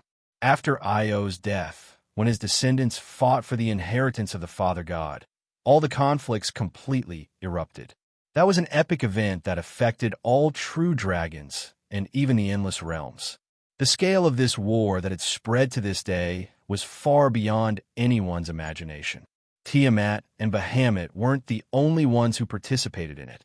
In fact, there were even more dragon gods. Yes, the supreme dragon god Io had many different children. Other than the platinum dragon Bahamut and the five-headed dragon Tiamat, there were also the ruby dragon Sadivo, the supreme iron dragon Garugo Singu, the night dragon Ferazer, and many other children. There were also powerful dragon gods that had primitive bloodlines and had bred independent dragons. They were no different from Tiamat and Bahamut in terms of the concept of divine duty.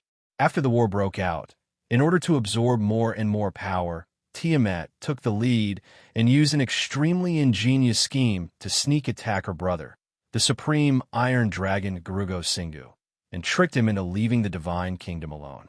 When Garugo Singu's power was at its lowest point, she led her 5 children to sneak attack him and killed him, devouring his divine duty and divine power. The direct result of this incident was that the sub-iron dragon race was almost extinct today. After that, Tiamat's close sister and reliable ally, the three-tailed dragon queen, the common ancestor of the brown dragons, purple dragons, and yellow dragons, Manotis, was severely injured in the battle with Bahamut. Tiamat found an opportunity to ambush him and devoured him again, leaving nothing behind. Now, even his name was unknown. The night dragon Ferazer was also one of the victims. He was the ancestor of the dragons of calamity, the common master of all things withering and rotting. He schemed against Tiamat and fought for a long time. In the end, he was inferior and part of his divinity was devoured by Tiamat. In the end, he retreated from the battlefield and fled completely, hiding in the unknown lands. When Tiamat was first born, she was not very powerful. Her initial divine title was the Dragon of Trickery, and her strength was ranked at the bottom among all of Io's children. However, by relying on her terrifying means, the mother of evil dragons had grown to become a dragon god, whose name shook the multiverse.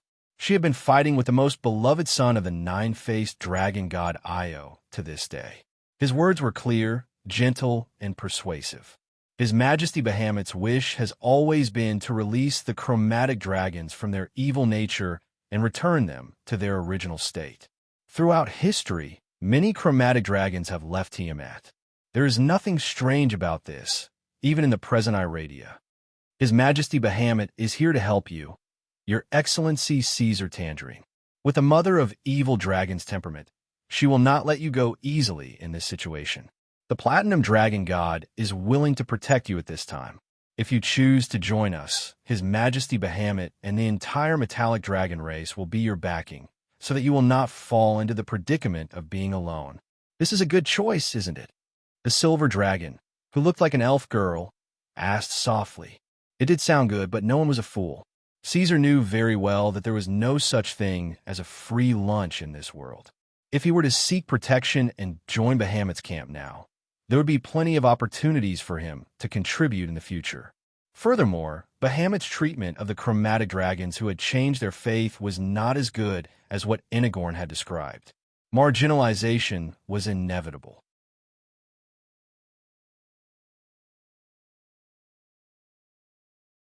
Chapter 286. However, in comparison, the Platinum Dragon God was Caesar's best and most suitable choice. As long as he could avoid some of the powerful control methods of the true gods, joining Bahamut's faction was not impossible. For this reason, Caesar might even be able to obtain some dragon aid from the metal dragons to the backward and barren areas. If I choose to join the Platinum Dragon God, what benefits can I get? After a short consideration, Caesar felt that this choice was not impossible, so he went straight to the point. Inagorn's impression of the Black Dragon was rapidly deteriorating. As a noble metal dragon, such words would never come out from their mouths. They felt that it was very undignified, so they would not say it out loud. No matter what, they would at least say it in a roundabout way and not reveal their ugly, greedy faces like this. Your Excellency Blackwing, I believe I have mentioned before that if you join us, you will receive the protection of His Majesty Bahamut. At the same time, the entire Metal Dragon race will become your allies and support. The Silver Dragon repeated the official reply from before. No, that's not it. Caesar shook his head, then looked at her with his red eyes. His tone was still firm. I want substantial benefits. Inagorn's reply made it sound like Caesar had taken advantage of it, but in reality, this was not the case. The essence of the matter was that Bahamut wanted Caesar to fight the evil dragon mother together with him.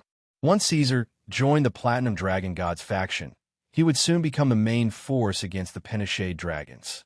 If Caesar could not obtain any substantial benefits, there would be no difference between what he had done before and after joining. Why bother? This damned bastard. He has no respect for His Majesty Bahamut. Einicorn made a judgment and defined the Black Dragon in her heart. However, Caesar's voice was so unyielding that it left her with no room for negotiation. It made her feel like she was at a loss of how to respond. Originally, this should not be the case. No matter how weak the metal dragons were, they would not compromise for the sake of an evil dragon. Logically speaking, Inagorn could just turn around and leave. But she knew that His Majesty Bahamut had high hopes for this guy. Caesar's identity as a mutated dragon was not only valued by the evil dragon mother, but also by the Platinum Dragon God. And no matter what, the Black Dragon had already shown that he had broken ties with Tiamat. In addition, the metal dragons had been collecting information on the Black Dragon, which proved that Caesar Tangerine was a person with great potential and worth fighting for. At the very least, Tiamat's power won't increase even further. Kindness is tolerance, and as one of the leaders of this region on the surface, all of you should do your best to guide it, influence it, and teach it what is right and wrong. At the end of the day, this Black Dragon with a strange body is only greedy for power and enjoyment. Based on the past situation, it is very sensitive to the malice of the outside world and has a strong desire for revenge and aggression. However, it is still not an evil dragon that will stop at nothing. These were Bahamut's original words. Inagorn looked at the ferocious, arrogant, and greedy Black Dragon on the throne and clenched his teeth. One could imagine how evil this guy was to be able to make a silver dragon so impatient. Everything was for the sake of His Majesty Bahamut's justice. Inagorn comforted himself and paused for a long time before he asked, "What do you need, Your Excellency?" But come to think of it, the Black-Winged King did not look like a lunatic. It was different from the orthodox rainbow dragons and the mutated dragons. At the very least, this fellow had not committed the atrocity of destroying cities with its breath, nor did it have the weird habit of eating innocent people as snacks. The reason why mutated dragons were so highly valued and strictly controlled was that they generally had stronger and stranger powers than normal true dragons. At the same time, most of them were unscrupulous and did not follow the established rules. In short, they were a bunch of hopeless fellows. As an ancient dragon who had lived for more than 1,000 years, other than Caesar Tangerine, Inagorn had seen other mutated dragons.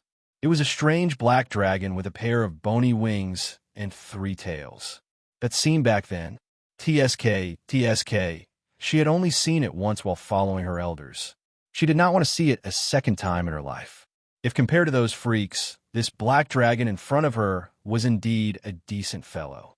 First of all, I need the Platinum Dragon God and the Metal Dragons to clear the rumors about me and prove that I'm a harmonious black dragon who advocates peace, and not the Northern Lands invader and evil dragon leader that the outside world says I'm. Caesar did not expect the other party to agree. He was slightly surprised. He thought for a moment and said, "Also, my power is limited. I need the help of powerful spellcasters to stay in the north and provide me with all kinds of knowledge and technical support." The first point is very easy. As long as you follow the teachings of His Majesty Bahamut from now on and devote yourself to the cause of justice, we will naturally treat you as one of us and dispel the rumors about you. Enigor nodded. But please note that since you have made your decision, do not try to deceive His Majesty Bahamut and challenge the authority of the Platinum Dragon God. His Majesty has a very strict punishment for believers who violate the ideals of justice. After Caesar nodded to show that he understood, Enigorn pondered for a moment and said, "As for the second point, send powerful spellcasters to stay in the north. Sorry, I do not have the authority to make this decision. I need to discuss it with the other dragons. I cannot give you an answer at the moment. You will need to wait for a while." Okay. The black dragon indicated that he understood. Apart from these 2 points, Caesar hadn't thought of any other request for the time being. It would be impossible to count on the metal dragons to provide economic aid to the Northlands. Even if the metal dragons were good dragons of the good faction, they were all stingy individuals who couldn't even give out a single hair. After asking Enigorn to construct a communication spell in the corner of the palace, Caesar indicated that the guest could leave. He did not intend to see the beauty of the most beautiful silver dragon, nor did he intend to ask Enigorn to stay. Such a straightforward action seemed to have left a good impression on Enigorn. Thus, before leaving, the silver dragon did not mind telling Caesar more inside information about them. Recently, many colorful dragons in Iradia had shown abnormal behavior. They had begun to migrate to the north in large numbers. Many of them had even approached the north and built their nests at the border. Most of them were true dragons above the prime of their lives. There was even a very powerful red dragon among them. Their motives were very suspicious.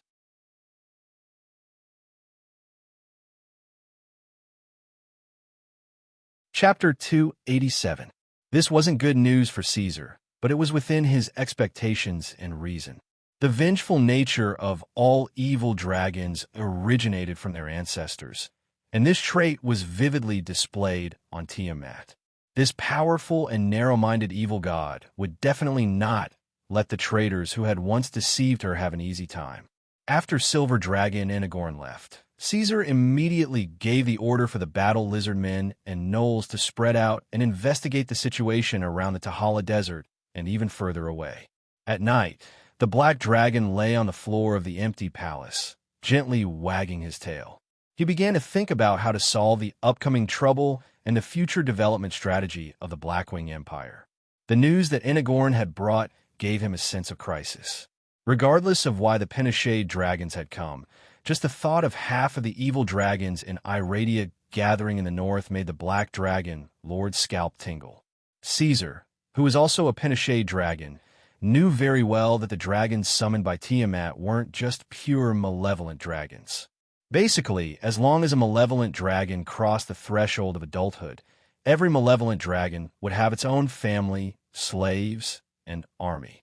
Some powerful true dragons with longer lifespans could even create their own dragonkin clans. When these forces were combined, it was not as simple as a dozen or dozens of evil dragons. It would be a force so large that any country would find it difficult to deal with it. Without a doubt, if the other party had really come for him, the entire Blackwing lair would not have enough power to resist once the war started. It would face heavy losses or even complete annihilation. In order to protect his foundation, Caesar had to have a larger army and stronger family. Fortunately, Whether it was Tiamat or the evil dragons that she had recruited, all of them had an abnormally slow concept of time. Therefore, this war would not start immediately. The anxious process in the early stages would last for a very long time. To the evil dragons, 5 to 10 years was not impossible. During this period, Caesar still had the opportunity to complete his rapid development and accumulation of power. To be honest, if one were to compare the forces of an individual evil dragon, Caesar's Blackwing clan was already quite powerful. However, his opponent now was not an evil dragon like the mother of poison, but the common ancestor of all evil dragons. The conflict that Caesar was facing now was a conflict between himself and his rapidly increasing strength, as well as the need to coordinate with the lower upper limit of the clan. To put it simply, the current Caesar could already break away from the Blackwing clan and become independent. The strongest enemy that the Blackwing clan could deal with was nothing in the eyes of the Black Dragon Emperor. However, the enemy that could truly cause trouble for Caesar was something that even the entire Blackwing lair could not deal with. The current upper limit of the Blackwing clan could not keep up with Caesar's increasing strength and the enemies that were rapidly increasing in strength. This resulted in the current Blackwing lair, as well as the factions in the Underdark and the Northern Lands, becoming somewhat insignificant in the eyes of the Black Dragon Emperor. At times, they might even become a burden to him.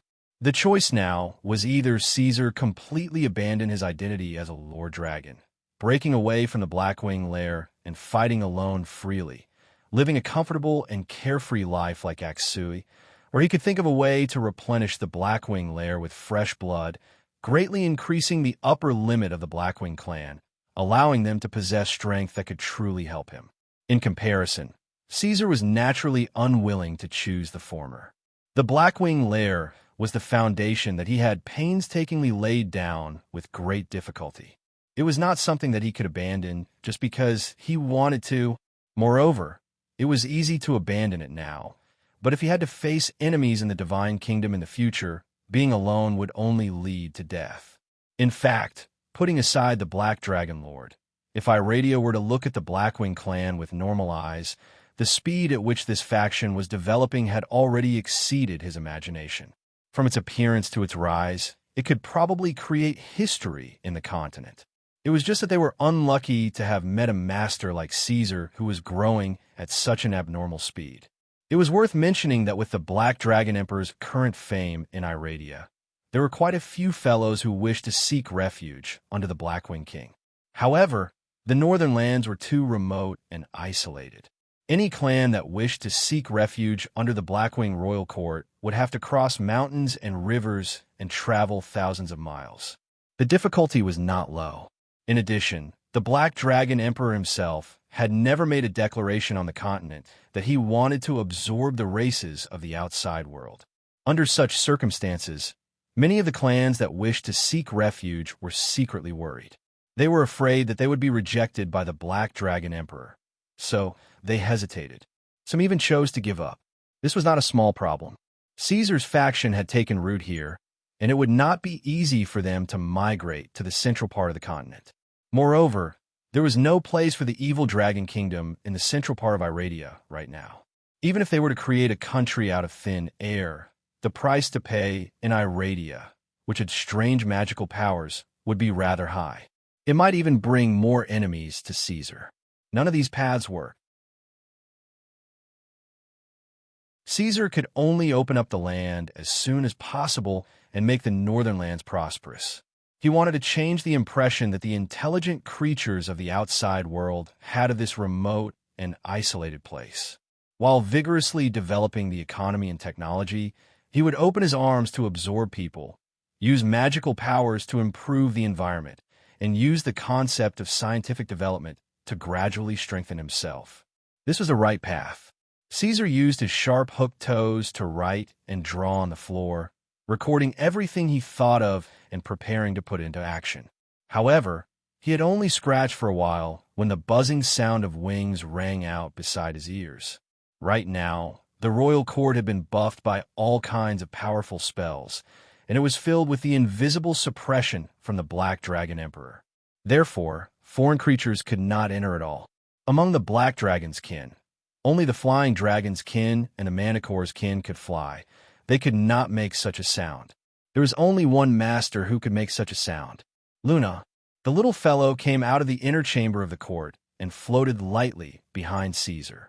It was worth mentioning that the forest sprite had grown in stature recently. She had grown from 30 centimeters to 50 centimeters.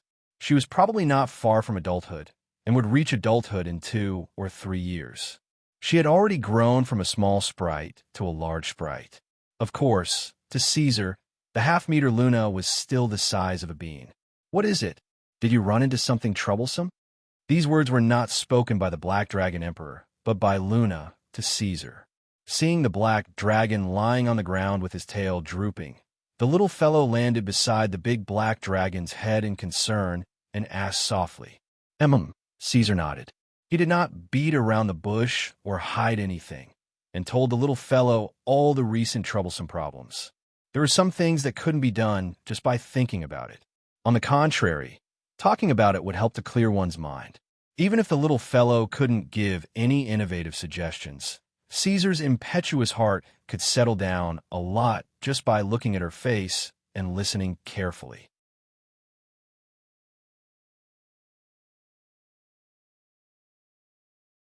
Chapter 288. Caesar, you don't have to worry. After hearing the Black Dragon Lord's explanation, Luna flapped her wings and floated in the air. Specks of light flickered around her transparent wings, making her appear mysterious and unfathomable. "I've grown up too," she encouraged with a firm voice. "I can help you." Caesar smiled warmly at her when he heard that, his emotions calming considerably. He didn't expect Luna to contribute much to the war, nor would he really squeeze the little fellow's labor. Come to think of it, perhaps because Luna had been affected by staying by his side for so long, her abilities had actually improved by a small margin. Although this kind of strength was insignificant in front of a monster like Caesar, Luna's actual strength had already exceeded the average upper limit of the forest fairies by quite a bit. She could be considered as one of the more gifted existences of her race. Caesar. Seeing that Big Black didn't comment and didn't respond, Luna immediately understood what he was thinking. It seemed that if they really fought this time, Big Black probably wouldn't bring her along like last time. He wouldn't even be able to hide in his scales. "I'm so useless," the little fellow lamented, feeling a little sad at the thought. On the other hand, the Black Dragon had subconsciously brushed the matter aside. He shook his head and stood up, looking at the little fellow at eye level as he started another conversation. "You'll probably come of age soon. Before that, do you want to go back to the Elven Forest to take a look?" Caesar still paid close attention to the little fellow's life and emotional state. It was a fact that would not change from the beginning, present, or even in the future. However, this time, Luna was still upset.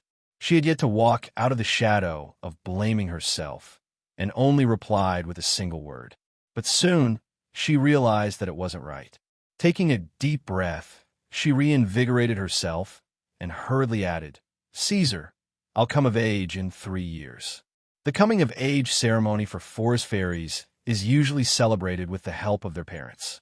"So you have to go back then?" "Of course. It's a tradition that will never change." Luna gave an affirmative answer.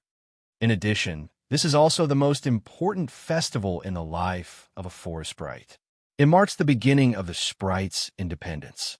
After reaching adulthood, forest sprites will have the right to choose where to live, the right to vote, the right to marry, the right to name their children. The little fellow spoke for a long time, and Caesar didn't interrupt her. All long-lived species couldn't avoid troublesome matters, and Luna only had him in Blackwing's nest. She lacked communication and confidences. In fact, the little fellow was rather lonely in Blackwing's nest. Caesar was busy all day long, and he had to personally attend to all matters of the empire. Luna to herself, knowing not to disturb him, to the Black Dragon to him, to do to himself. She could only stay in her room to interact cest to herself. Even if Emperor Black Dragon didn't restrict her freedom, Luna still had to rely on the transformation necklace to wear a mask whenever she wanted to go out to play. She couldn't reveal her true self. Enduring loneliness was never an easy task. Just this point alone was enough for Caesar to feel apologetic towards her and dote on her to the extreme. When Luna finished speaking in one breath, Emperor Black Dragon nodded and said gently, "If you're going back, I'll go with you. I'll also attend your coming-of-age ceremony." Speaking of which, Caesar really hadn't been paying attention to the problems in Luna's hometown recently. Elven Queen Garcia's reforms had been going on for 5 years, and no one knew what the current state of the Elven Forest was. Okay, hearing the big black dragon say that he wanted to go with her, Luna only felt her body and mind relax. It was just that she hadn't fully expressed her melancholy from before, so she didn't seem very interested. She only responded softly and didn't say anything else. "What's wrong?" It was only then that the slow black dragon noticed the little one's problem. "Luna, your mood seems a bit off." Luna wanted to deny it, but after some consideration, she chose to confess. She looked at Caesar with her eyes wide open and said, "Caesar, you're getting stronger and stronger. This should be a reassuring thing, but your enemies are also getting more and more terrifying. Moreover, you spend very little time with me now. When you encounter problems like war, you won't take me with you, nor do you need my help. You're so clingy." Seeing the uneasy expression on Luna's face, the black dragon chuckled. "Don't you hate bloodshed? Why do you want to enter the battlefield with me?" Not understanding the teasing in Caesar's words, in the face of his question, Luna's emotions that she hadn't expressed before rolled over. She couldn't help but blurt out, "Because I like Caesar, and I want to be with you." As soon as she said this, the little one's face turned a little red. Speaking of which, she had been with the big black dragon for so long, but such simple words that were close to confession rarely appeared. Caesar, the Iron Dragon, never considered these things, and it was really difficult for Luna to take the initiative to say it. However, the advantage of liking such an Iron Dragon was that Caesar didn't have the possibility of being shy at all, so he didn't give Luna too much time to be embarrassed. He just smiled gently and said, "I know." Then he stuck out his tongue and licked the little one, which could be called the terminator of the atmosphere. Ouch! Luna, who was licked, quickly stepped back to avoid the poisonous tongue. She waved her fist in protest. "Oh, big stupid dragon. It shouldn't be like this at all. Then what should it be?" "Big stupid dragon." Luna hummed for a while and paused. Her expression calmed down, and she quieted down. Recently, the little one had been fascinated by the black dress that matched Caesar's scales, and today was the same. She and the black dragon looked at each other. Thin bangs on her forehead and sporadic strands of hair fell naturally on her cheeks. Luna raised her hand to pull up her hair and gently put it behind her ear, ripples rippling in her lake blue pupils. Taking advantage of the Black Dragon Lord's silence to break the atmosphere, Luna took the initiative to flap her wings a little closer. As usual, she opened her arms and hugged the Black Dragon scales, but this time was different. The little one closed her eyes and gently kissed the Black Dragon's mouth, expressing her feelings in a way unique to humanoid creatures. Although she was old enough, Luna's character and experience were still that of a child, and in this aspect, she was as pure as a piece of white paper. She quickly fled, hid in the room, and plunged into the warm blanket. The Black Dragon Lord was almost unaware of this. This area of contact was too small for him, as insignificant as a mosquito bite. Moreover, Caesar Tangerine was a dragon, and he had never heard of any dragon expressing his feelings with a kiss. This action didn't belong to the body language of dragons.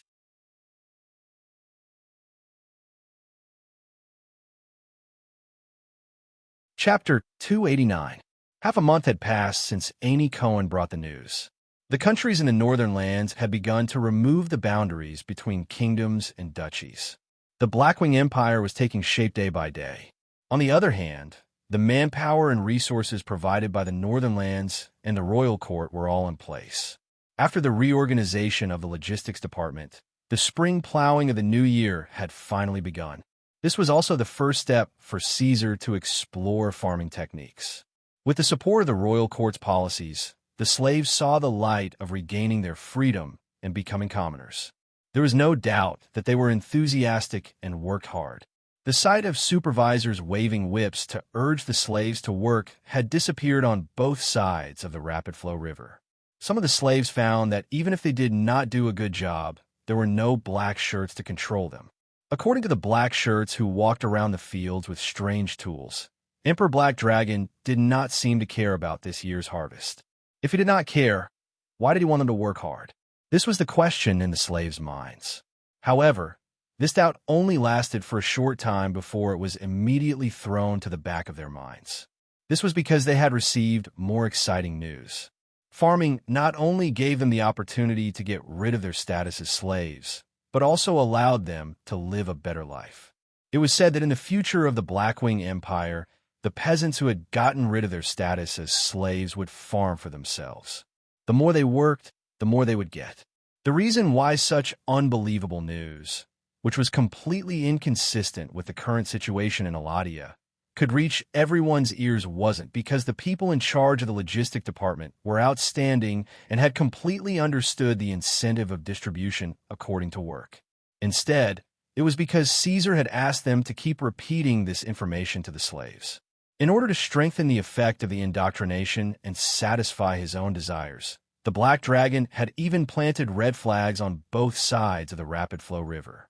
Even though most of the slaves were illiterate, Caesar had sent subordinates in the propaganda department to read out the slogans on the red flags. Work to freedom, work to change fate, Emperor Black Dragon guides us forward, work for the rise of the Northern Empire, and so on. Of course, it was not that no one objected to this series of measures. Hogg, who represented the interests of the Blackwing clan, was the first to stand up and object. Your Majesty, what you're doing is meaningless. These humans are as cheap as the gnolls. They're ignorant and ignorant. They won't care about your propaganda. Only the whip can move these slaves. In this regard, Caesar's answer was also very simple. Those advertisements were not meant for them to see. Then why are you still doing these things? Hogg looked rather puzzled.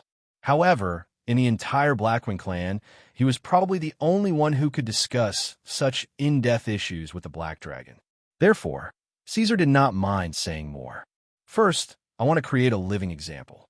In Caesar's philosophy, all intelligent creatures in Iradia could actually be domesticated. He did not think that the slaves were stupid and unchangeable humans. It should be known that the extremely vicious and insane Black Dragon Emperor could even distort the chaotic nature of the underground clans. It was not difficult for him to change the ideas of some humans. The Northlanders lacked knowledge and education, but it did not mean that they did not have ideas. No matter how stupid a person was, they would still be driven by desire and interests. Seeking benefits and avoiding harm was a common trait of intelligent creatures. The repeated indoctrination by the propaganda department staff seemed to have little effect, but it would leave a seed in the hearts of these people and spread to other human classes. Just like a trickle of water that would eventually flow into the sea. When the first batch of slaves really got rid of their slave status and used their harvested crops to exchange for money, clothes, food, and even land of their own from the royal court, the repeated slogans would become reality and affect everyone, deeply imprinted in their hearts. The scope of this influence would definitely not stop at the slave class. It would also spread to the hearts of the commoners, citizens, and even nobles. In fact, Caesar had intentionally promoted the concept of black shirt when he was creating the concept of black shirt, but now it was a step further. Only by comparison could one feel the difference. When people were willing to take the initiative to pursue it, they would be output to the highest efficiency. When they really got the benefits, these humans would use their actions to vote whether to support the Blackwing Empire. Of course, just stimulating the productivity of the territory and creating a sense of identity was not enough for Caesar to devote so much energy and attention. Such propaganda had a hidden added value: whitewashing. Once the Blackwing Empire was established, it would definitely become the only country in Iradia that was ruled by an evil dragon. Before Caesar had the power close to that of a god, just the nature of this concept alone was enough to make it difficult for him to stand alone in Iradia. If he did not whitewash and package the Blackwing Empire, it would not work at all. In the interaction between the empires, even if they were unreasonable and disregarded the rules, they would not brazenly call themselves such. Instead, they would occupy the moral high ground, lowering their value and putting themselves in a weak position. Only then would they be able to obtain more benefits. Even if they wanted to start a war and fight for territory, they would need a dignified and righteous reason. Caesar's whitewashing was the same. The Blackwing Empire did not come from a righteous background and was at an innate disadvantage. However, by relying on propaganda and the endorsement of the metal dragons and the platinum dragon god, Caesar could also package himself as a harmonious black dragon that yearned for freedom and equality. An evil dragon monarch that was not actually an evil dragon. This was the dragon image that Caesar presented to the outside world.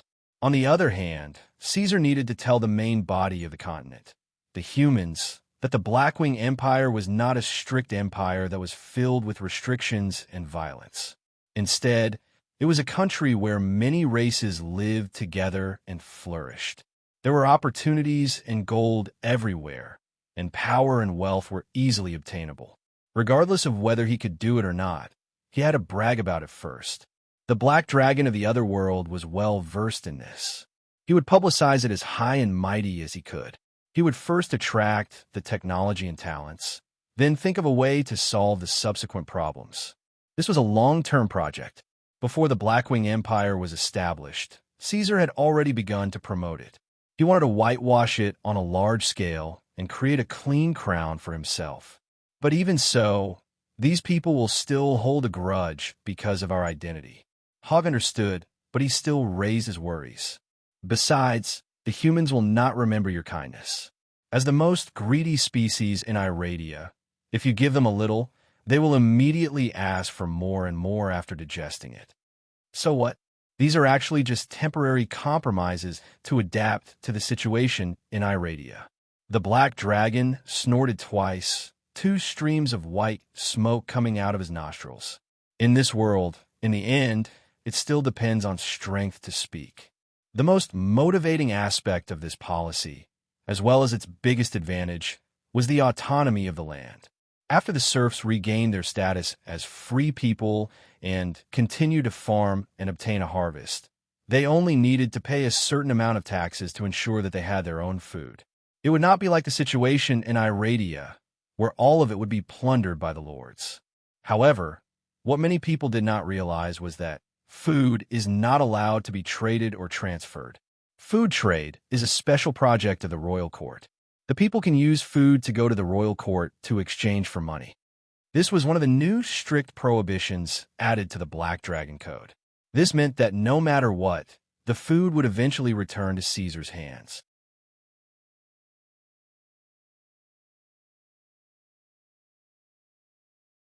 Chapter 290. How lousy. A gust of wind mixed with sand and dust blew in its face. This tall adult red dragon shook its head. Logically speaking, as long as it was in a hot environment, the red dragon would be able to reap the pleasure and comfort that came from its bloodline. However, this time was an exception. What kind of damn place was this? It used its claws to scrape the heavily desertified ground in disgust. The rainforest here was damp and wet, while the desert was dry and hard. It searched twice, but could not find a suitable volcanic or extinct volcanic environment for the red dragon to live in. If it was only a little discomfort, the red dragon would still be able to accept it. However, it was close to the north, and whether it was the rainforest or the desert, the products were abnormally barren. The food that the proud and great red dragon could eat was very little. It circled the edge of the north for half a day, but in the end, it did not find anything. It had to admit that this was indeed not a suitable place for the red dragon to live in. Such a barren land could not even satisfy the needs of a red dragon to grow from a young to a mature adult. Damn black wings. If only it was in the mountains of the South Sea. It swore that it would never approach this remote corner again in its lifetime unless it discovered billions of treasures. However, there were some things that could not be helped. Ever since the queen, Aksuyi, was killed, the status of the Penishade dragons in Eladia declined day by day, becoming worse and worse by the day. All the Penishade dragons urgently needed the attention and assistance of Her Majesty Tiamat. This was also the reason why the evil dragon mother could make such a big move this time. It should be known that the Penishade dragons were extremely lazy, and most of them only had superficial trust in the Dragon Queen. If it was not for the fact that the Red Dragon Queen's matter gave them a sense of crisis, Tiamat would not have been able to mobilize so many Penishade dragons to leave their lairs and rush over thousands of miles at once just by relying on an oracle. After taking a few more glances, the adult red dividend snorted and turned around, flapping its wings as it returned to its temporary base from the edge of the northern lands. Here, a few smart and capable twin-legged flying dragons had already completed the construction of a nest. Unlike the blue, green, and black dragons who had a strong desire for power and control, the red dragon rarely had a true family. Usually, they tended to travel alone or with their partners. The red dragon's life was generally slower, the standard of dragons, and they were very relaxed. Every day, they would get drunk and eat until they were fat. They would snatch anyone they saw and sleep as soon as they laid down. But even so, an adult red dragon without a family member would cause as much pressure on a region as a lord dragon. They could eat too much and had a habit of wasting resources. But Azalidur was different. He was one of the few red dragon who would collect servants and family members. However, he had to bring a group of forces away from his familiar nest and come to such a barren place to open up a new land. The pressure on resources was even greater. These were still not bad. After all, the worst that could happen was that he would just have to eat dirt. What really made Azalidur feel unlucky was that before he arrived in the northern lands, he had met a strong member of the Red Dragon clan. An ancient red dragon who had also followed the orders of the evil dragon mother had met Azalidur. After meeting Azalidur and his small forces were forcibly requisitioned. It was not easy to live under someone else's roof. Don't expect the elders of the Red Dragon to have much pity for the young dragons. They were used to oppressing and enslaving other weak creatures. Even if the other party was of the same clan, there was no exception and no mercy. So, as an adult Red Dragon, Azalidur still had to work. Not only that, but he also had to bear the blame for no reason many times. You, little guy, come here. A huge red dragon with dark red scales was lying on the ground. He glanced at Azalidur, and when he saw the adult dragon coming over, he immediately shouted rudely, "Where is today's food?" Azalidur was stunned for a moment. He was rather angry. "Kadozi, don't order me around. I am not your slave." "Yes, you are not my slave." The old red dragon who was lying on the ground snorted. "But according to Her Majesty Tiamat's orders, you are now my subordinate. You hand over your food, and I will provide protection. This is very fair." "This is oppression, undisguised oppression," the adult red dragon said angrily. "You just want to take the opportunity to enslave me. Not enslave, but protect." The old red dragon narrowed his eyes and looked at him motionlessly. "Who asked you to be so unlucky to receive Tiamat's orders? This war is not something that a little guy like you who has just reached adulthood can participate in. Unless you hide under the protection of my wings, how are you going to survive?" The adult red dragon did not feel relieved when he heard this. Instead, his dragon face darkened, and he seemed to be very dissatisfied. Azalidur knew very well what he was going to face. The king of the Black Wings, the monster who killed half of the dragon-slaying team with one breath. And that dragon-slaying team was the same group of people as the dragon hunters who cut off the head of the Queen Exui. There was no need to investigate their strength anymore. Just this battle record alone was enough to prove everything. In fact, it was not unusual for Tiamat to order them to clean up the traitors. It was very common in the history of the Penishade dragons. But the target was a terrifying legendary dragon. How could a red dragon like him, who had just reached adulthood, join in the fun? It was really terrible. It was bad enough to receive the oracle and be recruited, but worse was yet to come. Azalider had already decided to stay at the edge of the battlefield and fly to the side to clean up the king of the Black Wings' followers. He wanted to survive this war and be done with it. But then, he actually met the ancient red dragon, Kadozi, who had recently become a legendary. This red dragon, named Kadozi Deteric, had an extraordinary background. He was a younger brother of the Queen Aksui. He was a high-level red dragon with some ancestral bloodline of the previous generation. As the most powerful dragon species of the Penishade dragons and the combat elite of the colorful dragons, their growth curve was similar to that of the gold dragons. They had very large bodies at a very early age. If it was a one-on-one fight between the same age group, only the gold dragons could match the red dragon. Most of the other dragons could only run away. I'll go look for him again. Thinking of the difference in status and power, the adult red dragon could not help but droop his head, dejected. Like a rooster who had lost a fight, he turned around and went in another direction to search. Observe the surrounding environment more.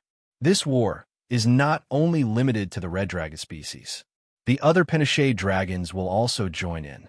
I think it will take a long time. We must be prepared to be stationed here for a long time. Kadozi squinted his eyes and said, "This guy always seemed to be in a state of sleep."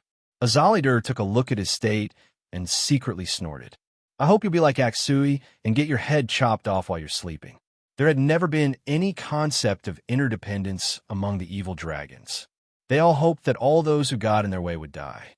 Even their own species was like this, not to mention getting along with the true dragons of different colors.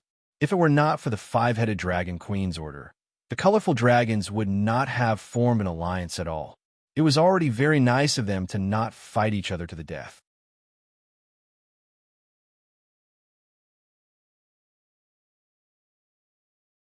Chapter 291. Her Majesty Tiamat really loves to do things that don't benefit her. Kadozi, the legendary ancient dragon who didn't really believe in the evil dragon mother, silently cursed as he watched the young red dragon leave with his tail wagging and his head swaying. Gods really can't be trusted, the legendary red dragon thought. As the crown of the Penishade dragons, the red dragon had the greatest strength and the proudest self-esteem. They were the dragon species that had the least amount of faith in Tiamat among the Penishade dragons. Of course, this faith referred to the standard sense of devout faith, not shallow faith. The red dragon also liked to mutter, Tiamat above, Tiamat above. Although they talked a lot, they didn't actually do anything for the evil dragon mother, just like Caesar. Therefore, even in the face of their ancestors, these careless fellows didn't have much respect for them. At least, this was the truth before they faced Tiamat's true form. The reason for this was not only because of the arrogance of the red dragon, but also because of a series of historical events. In history, there were more than one red dragon freak who fought against the five-headed dragon queen, and these stories were widely spread. Although Tiamat was the creator of the Penishade dragons, she still couldn't stop these stories from spreading. Many of these stories were engraved in the inheritance of the red dragon circle, and it would take her a lot of effort to change them one by one. In this way, the great Her Majesty Tiamat didn't seem so terrifying. The arrogant red dragon who worshipped the strong naturally wouldn't be completely loyal to her. To the red dragon, they even admired the powerful true dragons in their clan who could fight against Tiamat, such as Yosef Nero and Kuingudios. In comparison, the red dragon would even be more willing to follow the powerful existences in their clan rather than become Tiamat's slaves. Of course, this was just wishful thinking. Ever since the few incidents, Tiamat's control over the Penishade dragons had been increasing day by day. Now, it was even more extraordinary. Any true dragon that showed the slightest sign of disobedience would be instantly obliterated. At the same time, due to the reproduction of the bloodline, the Penishade dragons were getting weaker by the day. It had been a long time since a freak who could remain unyielding in front of the dragon mother appeared. Caesar Tangerine was temporarily one of them, before he left Iradia and entered the astral plane. Speaking of the king of the Black Wings, although that guy's name was hated, in fact, the legendary red dragon didn't have a bad impression of him. On the contrary, it was the red dragon. Caesar Tangerine burned. At the same time, Caesar Tangerine burned half the Dragon Hunters team, burned red S. It must be known that those dragon hunters were the main culprits who killed the legendary Red Dragon and Queen Oksui. As siblings, Kazdo wasn't that close to Oksui. To the evil dragons, especially the chaotic Red Dragon, the death of a brother didn't matter. They didn't care.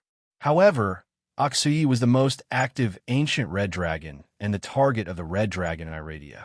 Her pride and self-esteem made it unacceptable for them to be slaughtered so easily. Caesar slaughtered the dragon hunters. In a sense, he had won back some face for them. After all, no matter what, the king of the Black Wings was still a dragon.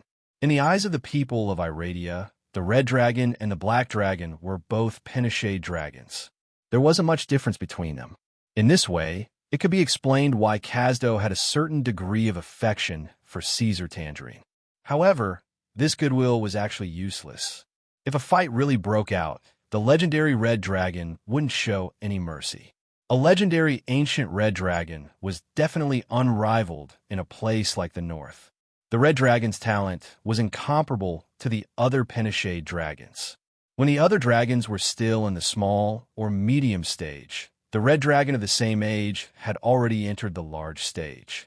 Kazdo Brazian, nicknamed Hellfire, was such a terrifying existence. This legendary ancient Red Dragon was already 40 meters long. It was almost twice the size of the Black Dragon and the White Dragon of the same age. When lying on the ground, the strong Red Dragon looked like a crouching red volcano. Compared to Oksui, who had limitless glory in the past, Kadozi was not inferior. He had almost reached the peak of what Eladia, the Red Dragon of this generation, could reach.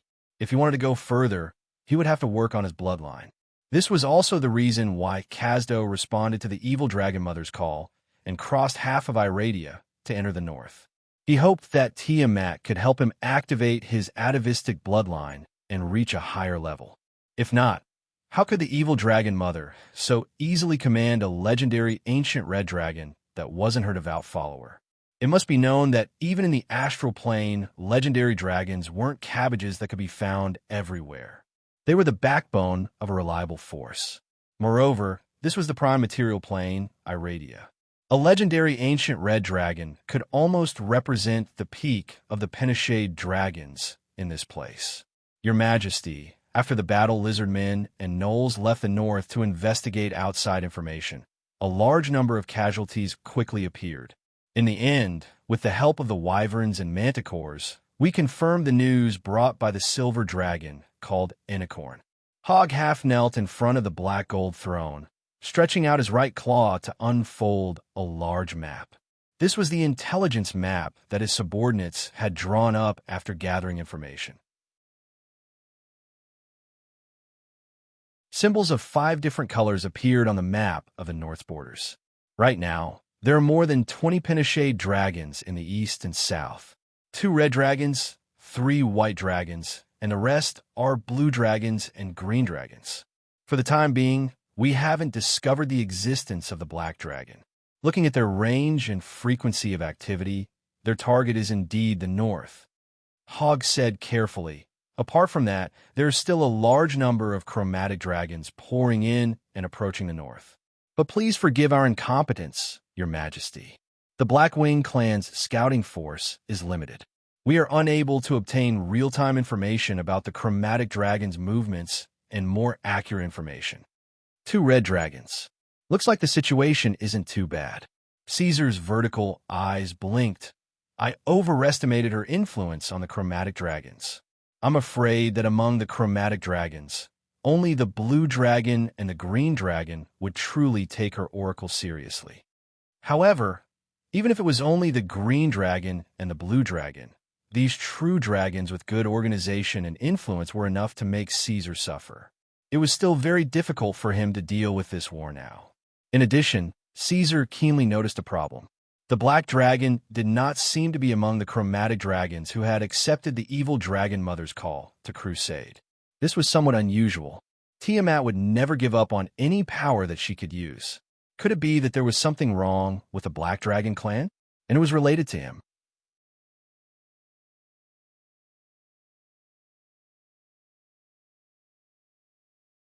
Chapter 292. Somewhere in the Tahala Desert, the northern wind was howling with sand particles. The visibility was very low. Even experienced soldiers would find it difficult to find the creatures hidden in the sand. It was a group of battle lizardmen. This location was the Tahala Desert, which was also the outermost line of defense of the Northern Empire. The soldiers of the Black Winged King were patrolling this place, and the lizardmen were carefully listening to the subtle movements hidden in the howling of the north wind, monitoring every possible movement. It was not that they were too nervous, but now the northern region was covered by dark clouds, and a storm was coming. Outside the border, there were Pettiche dragons and evil dragon servants everywhere. They would invade the northern border from time to time, causing riots one after another. As one of the border outposts, they had to maintain the highest level of vigilance. The rustling sound of something moving could be heard, and something fell into the yellow sand. The battle lizardmen guards suddenly turned around, and the front end of their spears drew an arc, revealing fine fangs in their mouths. Soon, they relaxed again because they saw the gnolls of the Blackwing clan. They were different races, so the battle lizardmen could not tell the difference between the gnolls, but they could still recognize the one in front of them. It was the leader of the gnolls, and also the clan leader with the highest status in the Blackwing nest, Hog. Sir, the battle lizardmen could not make many facial expressions, but at this moment, they forced a smile. Yes, Hog responded. The gnolls were not creatures that were easy to approach, and Hog, who was given the dragon bloodline and radiation distortion, was even more so. Except for the Black Dragon Emperor, in the entire Blackwing court, this terrifying gnoll would only be gentle in front of Luna. How many people do you have here? The tall and strong gnoll leader looked down at the guards and asked. The battle lizardmen who were asked the question thought for a moment, looked at the other patrolling companions, and whispered, "About 100? Their words were full of uncertainty. The battle lizardmen were not very intelligent, and were not sensitive to numbers. Leave 20 people to patrol and guard, and the rest come with me," Hog said bluntly, and then continued to move forward. It seemed that he was going to leave the northern border defense line. "But, my lord," the leader hesitated and said, "according to the orders of our leader, our people should take turns to rest, maintain the highest alert, and continue to monitor this area. If there are only 20 people left," Hog stopped and turned his head, coldly looking at these shabby battle lizardmen without saying a word. The battle lizardmen were descendants of dragons, so they were under the command of the wyvern leader Hog. However, even Husky had to obey Hog's orders under the tacit approval of the Black Dragon Emperor. After a short pause and a breath's worth of time, the leader laughed and led the other guards to catch up with the Jackalan. Hog left the station with a team of Jackalans and a team of battle lizardmen. Before this, he had already memorized the terrain of the northern periphery. Now it was all in his mind. From the third station to the south, although it is still desert terrain, the desert is no longer under the control of the Blackwing Palace. However, the surrounding dragons did not build their nests here. This place is a buffer zone for the confrontation between the two sides. If you go further south, you will enter the real danger zone. At this moment, the two groups of clansmen he led were fully armed. Although the battle lizardmen looked shabby, in fact, their vital parts were covered by armor. The same was true for the Jackalans. These clansmen were quite tenacious. As long as their vital parts were not injured, they could continue to fight even if one of their hands was cut off. At the same time, they also carried a certain amount of food and water in their waist pouches, so they could move without supplies for a short period of time. Hog brought a weapon because he might encounter a fight. In his hand, he held the Azak's Thirsty Blood, which was given by the Black Dragon Emperor. Because it was wrapped in a layer of brown cloth and had never been used before, the magical light of the legendary weapon was not strong. It only vibrated with waves of ripples and wrapped around the thick and sharp right claw of the Jackalan. This was a risk. Because of the lack of information, Caesar had to carry out a series of detailed investigations of the enemies outside. It was not easy to choose the right person for this task. The enemies were all powerful, true dragons. The weak Blackwing clansmen could not find out the core information, and clan leaders like Nero and Era could not complete such a difficult investigation task with their limited intelligence. In the end, Hogg volunteered and took the initiative to go. Caesar did not think much about it.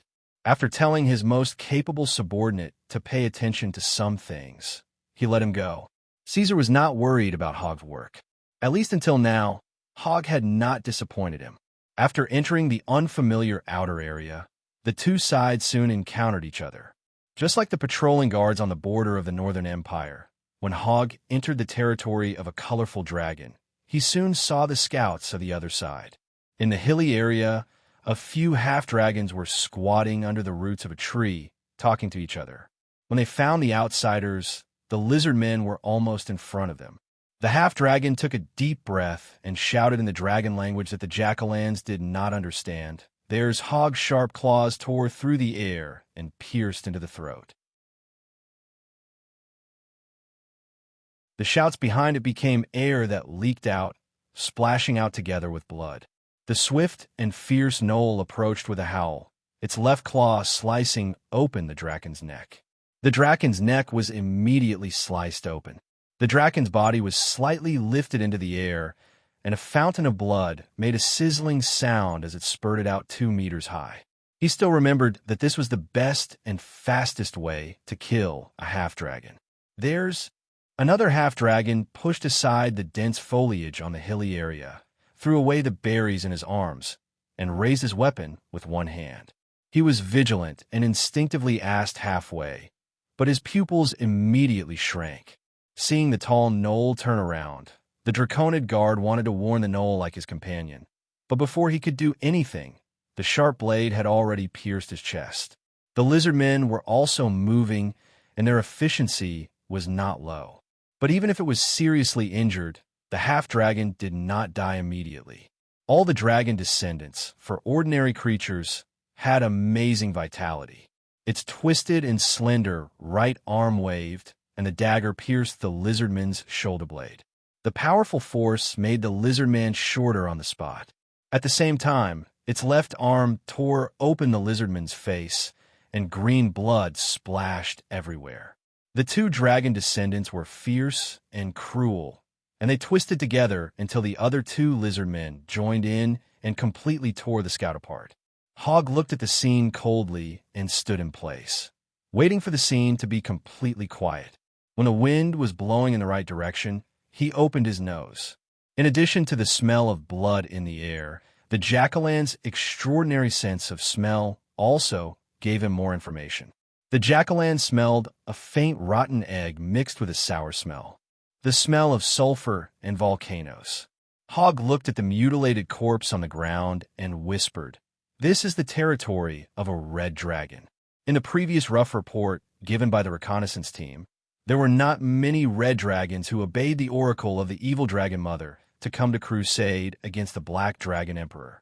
For the time being, only 2 of them were found, and Hogg immediately encountered one of them as soon as he entered this area. It seemed that his luck was not bad. You're tuning into the Warrior Lore YouTube channel. Don't forget to subscribe and join us on this journey to catch the most captivating stories.